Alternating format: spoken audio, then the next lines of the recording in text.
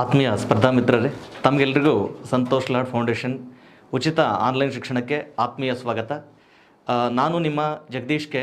State important ವಿಷಯವನ್ನು ಇಟ್ಕೊಂಡು ಈ ಆ್ಯಪ್ ಮುಖಾಂತರ ನಿಮ್ಗೆಲ್ಲರ ಮುಂದೆ ನನ್ನ ಅಲ್ಪಜ್ಞಾನವನ್ನು ನಿಮ್ಮ ಜೊತೆ ಹಂಚ್ಕೊಳ್ಳಿಕ್ಕೆ ನಾನು ಉತ್ಸುಕನಾಗಿದ್ದೇನೆ.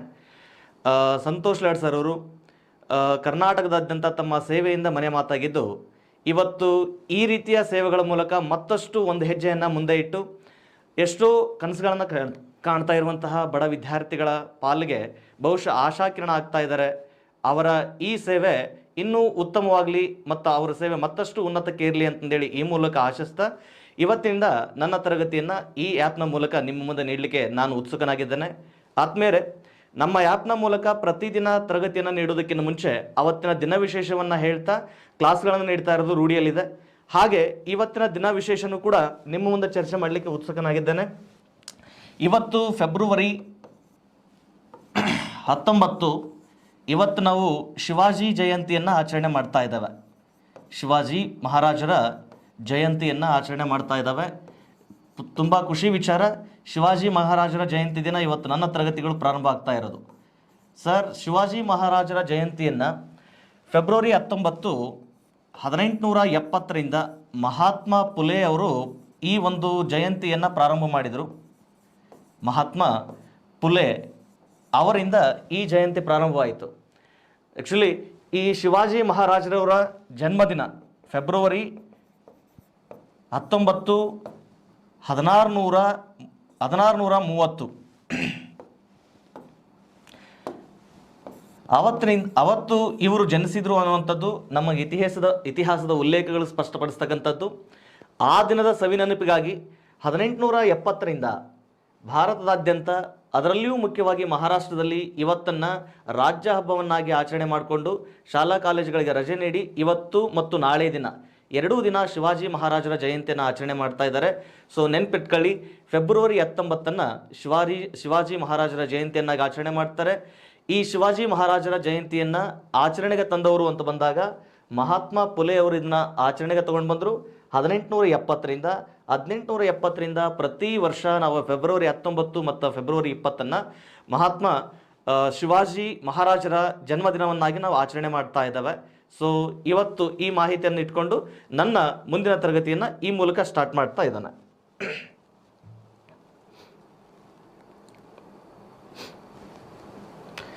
ಆತ್ಮೀಯರೇ,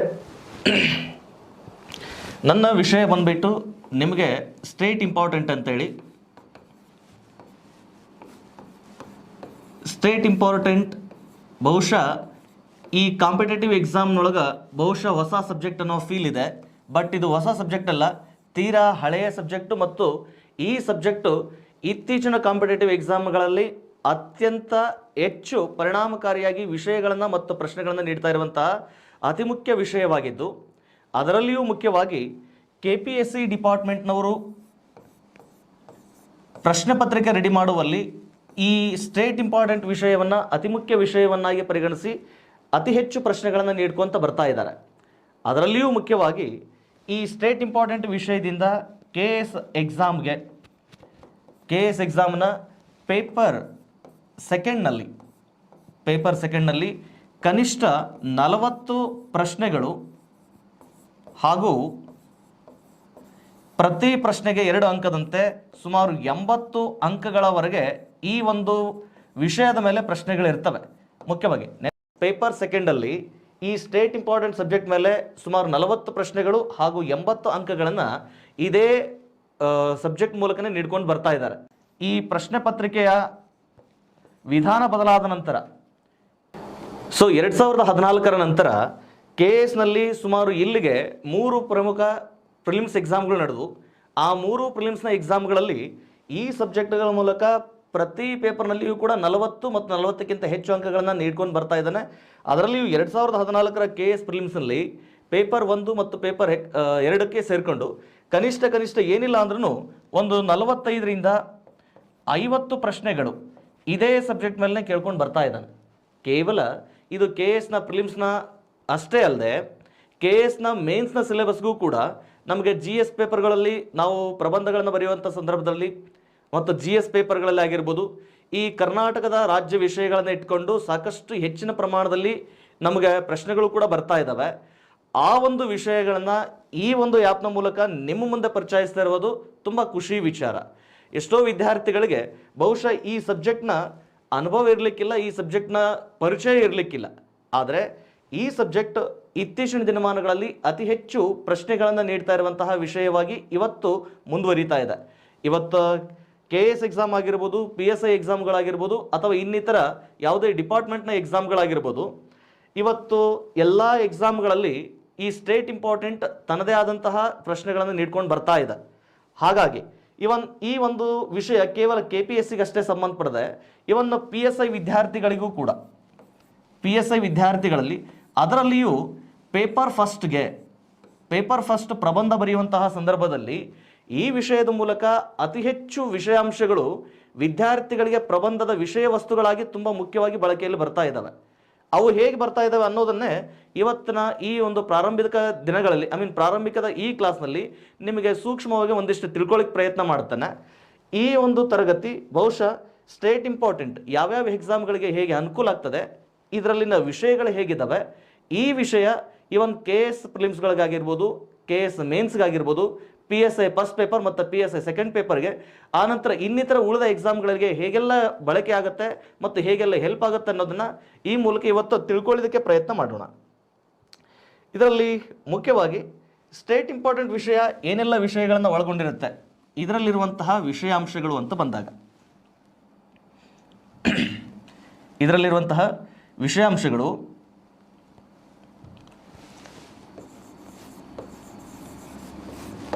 ಗಮನಿಸಿ. ಮೊದಲಿಗೆ ಈ ಸ್ಟೇಟ್ ಇಂಪಾರ್ಟೆಂಟ್ ವ್ಯಾಪ್ತಿ ಸೂಕ್ಷ್ಮವಾಗಿ ಕರ್ನಾಟಕದ ಪರಿಚಯಕ್ಕೆ ಸಂಬಂಧಪಡ್ತದೆ. ಕರ್ನಾಟಕದ ಪರಿಚಯ, ಹಾಗೆ ಕರ್ನಾಟಕದ ಆರ್ಥಿಕ ಸಮೀಕ್ಷೆ ನೆನಪಿರಲಿ. ಈ ಆರ್ಥಿಕ ಸಮೀಕ್ಷೆ ಇವತ್ತು ಅತಿ ಹೆಚ್ಚು ಪ್ರಶ್ನೆಗಳನ್ನು ಕೇಳ್ತಾ ಇರುವಂತಹ ವಿಷಯ.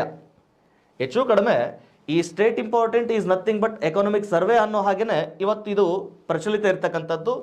ಇವುಗಳ ಜೊತೆಗೆ ಕರ್ನಾಟಕದ ಬಜೆಟ್ಗೆ ಸಂಬಂಧಪಟ್ಟಂತಹ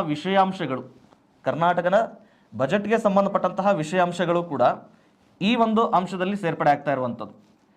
ಬಜೆಟ್ನ ಮೂಲಕ ಕಳೆದ ವರ್ಷದ ಈ ಆಗಸ್ಟ್ ತಿಂಗಳಲ್ಲಿ ನಡೆದಂತಹ KS ಪ್ರಿಲಿಮ್ಸ್ ಅಂದರೆ 2020 ಆಗಸ್ಟ್ನಲ್ಲಿ ನಡೆದಂತಹ ಪ್ರಿಲಿಮ್ಸ್ನಲ್ಲಿ ಈ ಬಜೆಟ್ ಮೂಲಕನೇ ಸುಮಾರು 8ರಿಂದ 10 ಪ್ರಶ್ನೆಗಳು ಕೇವಲ ಬಜೆಟ್ ಮೂಲಕನೇ ಬಂದಿರತಕ್ಕಂಥದ್ದು. ಅದರಲ್ಲಿಯೂ ಮುಖ್ಯವಾಗಿ ಈ ಬಜೆಟ್ ಮೇಲೆ ನೇರ ಪ್ರಶ್ನೆ 2020 ಮತ್ತು 21ನೇ ಸಾಲಿನ ಬಜೆಟ್ ಅದರ ಗಾತ್ರ ಏನಿತ್ತು ಅಂತೇಳಿ ನೇರವಾದ ಪ್ರಶ್ನೆನೇ ಕೂಡ ನೀಡ್ಕೊಂಡು ಬಂದಿದ್ದಾನೆ. ಅವುಗಳನ್ನ ಈ ಮುಂದಿನ ತರಗತಿಯಲ್ಲಿ ಚರ್ಚೆ ಮಾಡ್ತಾನೆ. ಬಜೆಟ್ನ ಜೊತೆಗೆ ಈ ಒಂದು ವಿಷಯದ ಮೂಲಕ ಜೊತೆಗೆ ನಮಗೆ ರಾಜ್ಯದ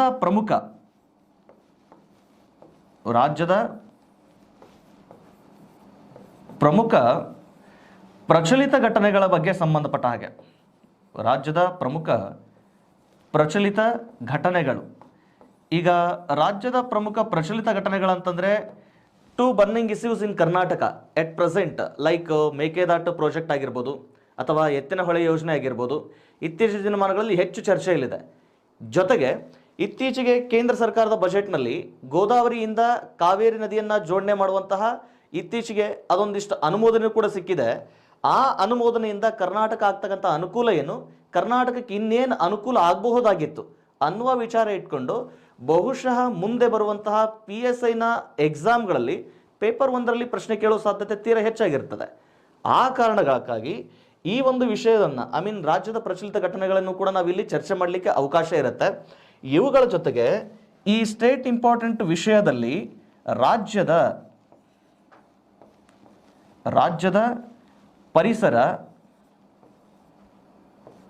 ಪರಿಸರ ಸಂರಕ್ಷಣೆ, ಆಮೇಲೆ ವನ್ಯಜೀವಿ ಸಂರಕ್ಷಣಾ ವಲಯಗಳು, ಇವೆಲ್ಲವುಗಳನ್ನ ಕುರಿತು ನಾವಿಲ್ಲಿ ಚರ್ಚೆ ಮಾಡ್ಬೋದು. ನೆನ್ಪಿಟ್ಕೊಳ್ಳಿ, ಈ ರಾಜ್ಯದ ಪರಿಸರ ಸಂರಕ್ಷಣೆ ಅಥವಾ ಅರಣ್ಯ ವಲಯ, ವನ್ಯಜೀವಿಗಳು, ವನ್ಯಜೀವಿ ಸಂಪನ್ಮೂಲಗಳು, ಇವುಗಳನ್ನು ಇಟ್ಕೊಂಡು ಡೆಫಿನೆಟ್ಲಿ 1-2 ಪ್ರಶ್ನೆಗಳು ಪ್ರತಿ ಎಕ್ಸಾಮ್ನಲ್ಲಿಯೂ ಪ್ರಶ್ನೆ ಆಗ್ತಾ ಇರ್ತದೆ.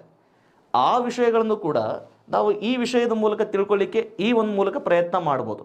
ಹೀಗಾಗಿ ಈ ಒಂದು ಸಬ್ಜೆಕ್ಟು ಮುಂದಿನ ಎಕ್ಸಾಮ್ಗಳಲ್ಲಿ ಅಥವಾ ಮುಂಬರುವಂತಹ ಎಲ್ಲ ಎಕ್ಸಾಮ್ಗಳಲ್ಲಿ ತುಂಬ ಹೆಚ್ಚು ವಿಷಯಗಳ ಮೂಲಕ ತುಂಬ ಹೆಚ್ಚು ಪ್ರಶ್ನೆಗಳನ್ನು ನೀಡುವುದರ ಮೂಲಕ ವಿದ್ಯಾರ್ಥಿಗಳನ್ನು ತಲುಪ್ತಾ ಇದೆ.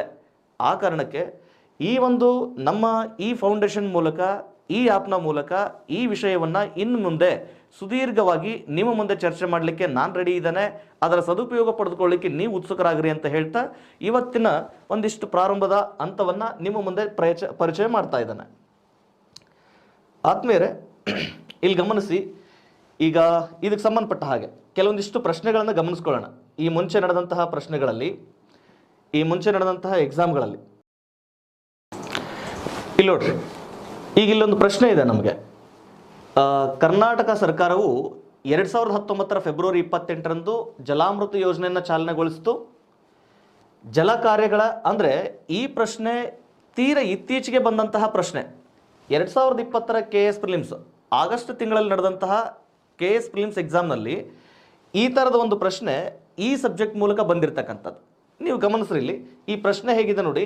ಕರ್ನಾಟಕ ಸರ್ಕಾರದ ಒಂದು ಅತಿ ಮುಖ್ಯ ಜನಪ್ರಿಯ ಯೋಜನೆಯನ್ನು ನಮಗೆ ಆ ಯೋಜನೆ ಹೇಗಿದೆ ಅನ್ನೋದನ್ನು ಆಧಾರವಾಗಿಟ್ಕೊಂಡು ಕೆಲವೊಂದಿಷ್ಟು ಸ್ಟೇಟ್ಮೆಂಟ್ಗಳ ಮೂಲಕ ನಮಗೆ ಪ್ರಶ್ನೆ ಕೇಳಿದಾನೆ. ಆದ್ಮೇಲೆ ನೆನ್ಪಿಟ್ಕೊಳ್ಳಿ, ಇವತ್ತು ನಮಗೆ ಏನೆಲ್ಲ ಪ್ರಶ್ನೆಗಳನ್ನು ಕೇಳ್ತಾ ಇದ್ದಾನೋ ಅವೆಲ್ಲವೂ ಸ್ಟೇಟ್ಮೆಂಟ್ಗಳ ಮೂಲಕ ಕೇಳ್ತಾ ಇದ್ದಾನಂದರೆ ಆ ಪ್ರಶ್ನೆಗಳು ಕಾನ್ಸೆಪ್ಟ್ ಮೇಲೆ ಕೇಳ್ತಾ ಇದ್ದಾನೆ ಅಂತ ಅರ್ಥ. ಕಾನ್ಸೆಪ್ಟ್ ಬೇಸ್ಡ್ ಕ್ವಶನ್ಸ್ ಅಂದರೆ ನಾವು ಒಂದು ವಿಷಯವನ್ನು ಎಷ್ಟು ಚೆನ್ನಾಗಿ ಅರ್ಥೈಸ್ಕೊಂಡಿದ್ದಾವೆ, ಆ ಅರ್ಥೈಸ್ಕೊಂಡಿದ್ದು ನೀವೆಷ್ಟು ಚೆನ್ನಾಗಿ ವಿವರಿಸ್ಲಿಕ್ಕೆ ಸಾಧ್ಯ ಆಗ್ತದೆ ಮತ್ತು ಎಷ್ಟು ತಿಳ್ಕೊಂಡಿದ್ದೀರಿ ಅನ್ನೋ ಆಧಾರದ ಮೇಲೆ ನಮಗೊಂದು 3 ರಿಂದ 4 ಸ್ಟೇಟ್ಮೆಂಟ್ಗಳನ್ನು ಕೊಡ್ತಾನೆ. ಆ ಸ್ಟೇಟ್ಮೆಂಟ್ಗಳಲ್ಲಿ ಯಾವ ಸರಿ ಇದೆ, ಯಾವುದು ತಪ್ಪಿದೆ ಅಂತೇಳಿ ನಾವು ಅವುಗಳನ್ನು ಉತ್ತರ ಕೊಡಲಿಕ್ಕೆ ಸಾಧ್ಯ ಆಗಬೇಕು. ಆ ನಿಟ್ಟಿನಲ್ಲಿ ಇದೊಂದು ಪ್ರಶ್ನೆ ಇದೆ, ಸೂಕ್ಷ್ಮ ಗಮನಿಸಿ. ಇದು ಪ್ರಶ್ನೆ 2020 KS ಪ್ರಿಲಿಮ್ಸ್ನಲ್ಲಿ ಕೇಳಿದಂಥ ಪ್ರಶ್ನೆ. ಗಮನಿಸಿ, ಕರ್ನಾಟಕ ಸರ್ಕಾರವು 2019 ಫೆಬ್ರವರಿ 28ರಂದು ಜಲಾಮೃತ ಯೋಜನೆಯನ್ನು ಚಾಲನೆಗೊಳಿಸಿತು. ಎಸ್, ಇದಕ್ಕೆ ಸಂಬಂಧಪಟ್ಟಂಥ ಹೇಳಿಕೆಗಳು ಜಲ ಕಾರ್ಯಗಳ ರಕ್ಷಣೆ ಮತ್ತು ಪುನರುಜ್ಜೀವನಗಳನ್ನೊಳಗೊಂಡಂತೆ ಬರ ನಿರೋಧಕ ಪರಿಹಾರಗಳ ಮೇಲೆ ಯೋಜನೆಯು ಕೇಂದ್ರೀಕೃತಗೊಳಿಸಿತು ಅಂತ ಮೊದಲನೇ ಸ್ಟೇಟ್ಮೆಂಟ್ ಇದೆ. ಆಮೇಲೆ ಕರ್ನಾಟಕದ ಜಲಸಂಪನ್ಮೂಲ ಇಲಾಖೆಯು ಜಲಾಮೃತ ಯೋಜನೆಯನ್ನು ಅನುಷ್ಠಾನಗೊಳಿಸುವ ನೋಡಲ್ ಇಲಾಖೆಯಾಗಿದೆ ಅಂತ ಹೇಳ್ತಾ ಇದ್ದಾನೆ. ಇದನ್ನು ಸ್ವಲ್ಪ ಸೂಕ್ಷ್ಮವಾಗಿ ಗಮನದಲ್ಲಿ ಇಟ್ಕೊಳ್ಳಿ. ಎರಡನೇ ಸ್ಟೇಟ್ಮೆಂಟನ್ನು ಇಲ್ಲಿ ಯಾವುದು ನೋಡಲ್ ಸಂಸ್ಥೆಯಾಗಿದೆ ಅಂತ ಹೇಳ್ತಾ ಇದ್ದಾನೆ ಅಂದರೆ ಕರ್ನಾಟಕ ಜಲಸಂಪನ್ಮೂಲ ಇಲಾಖೆ ಈ ಯೋಜನೆಯ ನೋಡಲ್ ಸಂಸ್ಥೆ ಆಗಿದೆ ಅಂತ ಹೇಳ್ತಾ ಇದ್ದಾನೆ. ಇದನ್ನು ಸ್ವಲ್ಪ ಸೂಕ್ಷ್ಮ ಗಮನಿಸಿ. ಇದನ್ನ ಎಕ್ಸ್ಪ್ಲೇನ್ ಮಾಡಬೇಕಾದ್ರೆ ಇದು ರೈಟ್ ಆರ್ ರಾಂಗ್ ನಿಮ್ಗೆ ಗೊತ್ತಾಗ್ತದೆ. ಇದು ಒಂದು ಸಮುದಾಯ ಚಾಲಿತ ಯೋಜನೆ ಆಗಿದೆ. ಎಸ್, ಅಫ್ಕೋರ್ಸ್, ಇದೊಂದು ಸ್ಟೇಟ್ಮೆಂಟ್ ನೆನ್ಪಿಟ್ಕೊಳ್ಳಿ. ಆಮೇಲೆ ಯೋಜನೆ ಅಡಿಯ ಜಲ ಸಂರಕ್ಷಣಾ ಕಾರ್ಯತಂತ್ರವು ಇದನ್ನು ಒಳಗೊಳ್ಳುವುದು. ಏನನ್ನ? ಜಲ ಸಾಕ್ಷರತೆಯನ್ನು, ಜಲ ಕಾರ್ಯಗಳ ಪುನರುಜ್ಜೀವನ ಮತ್ತು ನೀರು ಮತ್ತು ಅರಣ್ಯೀಕರಣದ ಬಗ್ಗೆ ಅರಿವು ಅಂತಂದು ಹೇಳ್ತಾ ಇದ್ದಾನೆ. ನೆನ್ಪಿಟ್ಕೊಳ್ಳಿ, ಜಲಸಾಕ್ಷರತೆ, ಜಲ ಕಾರ್ಯಗಳ ಪುನರುಜ್ಜೀವನ ಮತ್ತು ನೀರು, ಅರಣ್ಯೀಕರಣದ ಬಗ್ಗೆ ಅರಿವು. ಈ ರೀತಿಯ 4 ಹೇಳಿಕೆಗಳನ್ನು ಕೊಟ್ಟು ಈ ಹೇಳಿಕೆಗಳಲ್ಲಿ ಯಾವುದು ಸರಿ ಇದೆ ಅನ್ನುವಂಥದ್ದನ್ನು, ಈ ಹೇಳಿಕೆಗಳಲ್ಲಿ ಯಾವುದು ಸರಿ ಇದೆ ಅನ್ನುವಂಥದ್ದು ಪ್ರಶ್ನೆ ಕೇಳ್ತಾ ಇದ್ದಾನೆ. ಇಲ್ಲಿ ನೋಡ್ರಿ, ಈ ಹೇಳಿಕೆಗಳಿಗೆ ಸಂಬಂಧಪಟ್ಟ ಹಾಗೆ ನಮಗೆ ಮುಂದಿನ ಹೇಳಿಕೆಗಳೇನಿದಾವೆ ಅಂತಂದರೆ ಇಲ್ಲಿ ಮೇಲಿನ ಒಂದು ಎ ಮತ್ತು ಬಿ ಸರಿ ಇದೆ ಅಂತ ಕೇಳ್ತಾ ಇದ್ದಾನೆ. ಆಮೇಲೆ ಬಿ ಸಿ ಮತ್ತು ಡಿ ಸರಿ ಇದೆ ಅಂತ ಕೇಳ್ತಾ ಇದ್ದಾನೆ. ಎ ಸಿ ಮತ್ತು ಡಿ ಸರಿ ಇದೆಯಾ ಅಂತ ಕೇಳ್ತಾ ಇದ್ದಾನೆ, ಅಥವಾ ಮೇಲಿನ ಎಲ್ಲವುಗಳು ಸರಿ ಅಂತ ಕೇಳ್ತಾ ಇದ್ದಾನೆ. ಗಮನಿಸಿ ಸರ್, ಜಲಾಮೃತ ಯೋಜನೆ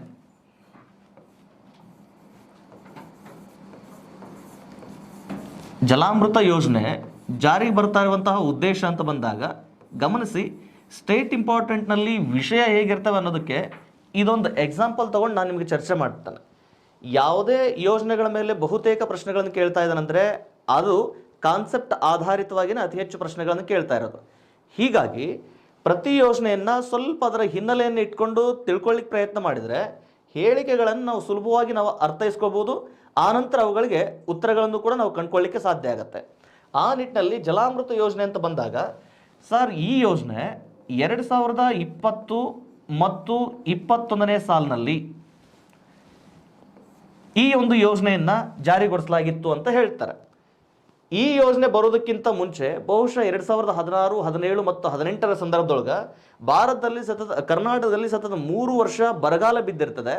ಬರಗಾಲದ ಪರಿಣಾಮ ರಾಜ್ಯದ ಬಹುತೇಕ ಪ್ರದೇಶ ಬರಪೀಡಿತಗೊಂಡು ಇಲ್ಲಿನ ಅಂತರ್ಜಲದ ಮಟ್ಟ ಸಂಪೂರ್ಣ ಕುಸಿತ ಆಗಿರ್ತದೆ.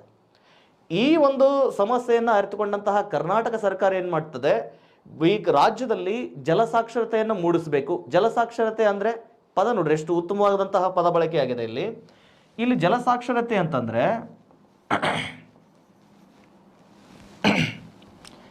ಜಲಸಾಕ್ಷರತೆ ಅಂದರೆ ಇವತ್ತಿನ ರಾಜ್ಯದ ಜನತೆಗೆ ಅಂತರ್ಜಲವನ್ನು ಹೇಗೆ ವೃದ್ಧಿಸಬೇಕು, ಆಮೇಲೆ ಮಳೆಯ ನೀರನ್ನು ಹೇಗೆ ಸಂಗ್ರಹಿಸಿಟ್ಕೋಬೇಕು, ಆ ಮಳೆಯ ನೀರು ಜೊತೆಗೆ ನಮಗೆ ನಿಸರ್ಗದತ್ತವಾಗಿ ಲಭ್ಯ ಇರುವಂತಹ ನೀರಿನ ಸೌಲಭ್ಯಗಳನ್ನು ಹೇಗೆ ಮಿತವಾಗಿ ಬಳಕೆ ಮಾಡ್ಕೋಬೇಕು ಮತ್ತು ಅವುಗಳನ್ನು ಹೇಗೆ ಸಂರಕ್ಷಣೆ ಮಾಡ್ಕೋಬೇಕು ಅನ್ನುವ ಅರಿವನ್ನು ಈ ಮೂಲಕ ಜನರಿಗೆ ತಲುಪಬೇಕು ಅನ್ನುವಂಥದ್ದು. ಸೊ ಈ ಮೂಲಕ ಜನರಿಗೆ ತಲುಪಬೇಕಂದ್ರೆ ಇದೊಂದು ಏನಾಗಿರ್ತದೆ, ಸಮುದಾಯ ಆಧಾರಿತ ಕಾರ್ಯಕ್ರಮ. ಸಮುದಾಯ ಆಧಾರಿತ ಕಾರ್ಯಕ್ರಮ ಅಂದರೆ ಇಲ್ಲಿ ಜನಸಾಮಾನ್ಯರು ಇದಕ್ಕೆ ಭಾಗವಹಿಸಬೇಕು. ಅಂದರೆ ಇದರೊಳಗೆ 3ನೇ ಸ್ಟೇಟ್ಮೆಂಟ್ ಇತ್ತು, ಆ 3ನೇ ಸ್ಟೇಟ್ಮೆಂಟ್ ಇದಕ್ಕೆ ಪೂರಕವಾಗ್ಯದ. ಸೊ ಹೀಗಾಗಿ ನಿಮಗೆ ಇನ್ನೊಂದು ಗೊತ್ತಿರಲಿ, ಈ ಯೋಜನೆ ಜಾರಿ ಬರೋದಕ್ಕಿಂತನೂ ಮುಂಚೆ 2019 ವರ್ಷವನ್ನು ರಾಜ್ಯ ಸರ್ಕಾರ ಜಲವರ್ಷ ಅಂತ ಘೋಷಣೆ ಮಾಡ್ತದೆ. ಜಲವರ್ಷ ಅಂತ ಘೋಷಣೆ ಮಾಡುವ ಉದ್ದೇಶ ನೀರು ಇವತ್ತು ರಾಜ್ಯಕ್ಕೆ ಎಷ್ಟೊಂದು ಅತಿ ಮುಖ್ಯ ಅಮೂಲ್ಯ ಕೊಡುಗೆ ಅನ್ನೋದು ನಮಗೆ ಜನಸಾಮಾನ್ಯರಿಗೆ ಗೊತ್ತಿರಲಿ ಅನ್ನುವಂಥ ಆಧಾರದ ಮೇಲೆ ಈ ಜಲವರ್ಷವನ್ನು ಆಧಾರವಾಗಿಟ್ಕೊಂಡು ಸರ್ಕಾರ ಏನು ಮಾಡ್ತು, ಜಲಾಮೃತ ಯೋಜನೆಯನ್ನು ಜಾರಿಗೆ ತಗೊಂಡು ಬಂತು. ಈ ಜಲಾಮೃತ ಯೋಜನೆ ಈ ಮೂಲಕ ಇದರ ಅತಿ ಮುಖ್ಯ ಉದ್ದೇಶ ಏನಪ್ಪ ಅಂದರೆ ರಾಜ್ಯದಲ್ಲಿ ಅಂತರ್ಜಲವನ್ನು ವೃದ್ಧಿಸೋದು, ಜೊತೆಗೆ ರಾಜ್ಯದ ಜನತೆಗೆ ನೀರಿನ ಸೌಲಭ್ಯವನ್ನು ತಲುಪಿಸೋದಕ್ಕೆ ಮತ್ತು ರಾಜ್ಯದ ಜನತೆ ನೀರನ್ನು ಹೇಗೆ ಸಂಗ್ರಹಿಸಿಟ್ಕೊಳ್ಬೇಕು ಅನ್ನುವಂಥ ಆಧಾರದ ಮೇಲೆ ಈ ಯೋಜನೆ ಜಾರಿಗೆ ಬಂತು.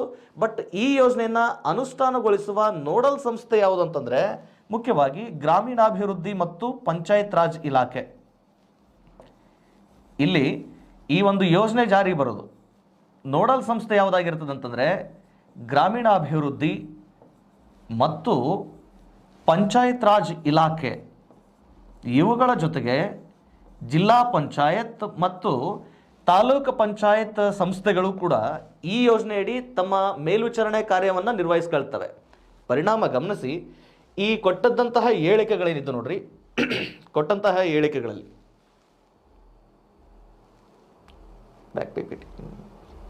ಇಲ್ಲಿ ಗಮನಿಸಿ, ಇದರ ಅತಿ ಮುಖ್ಯ ಉದ್ದೇಶ ಏನಾಗಿತ್ತು, ಈ ಯೋಜನೆ ಅತಿ ಮುಖ್ಯ ಉದ್ದೇಶ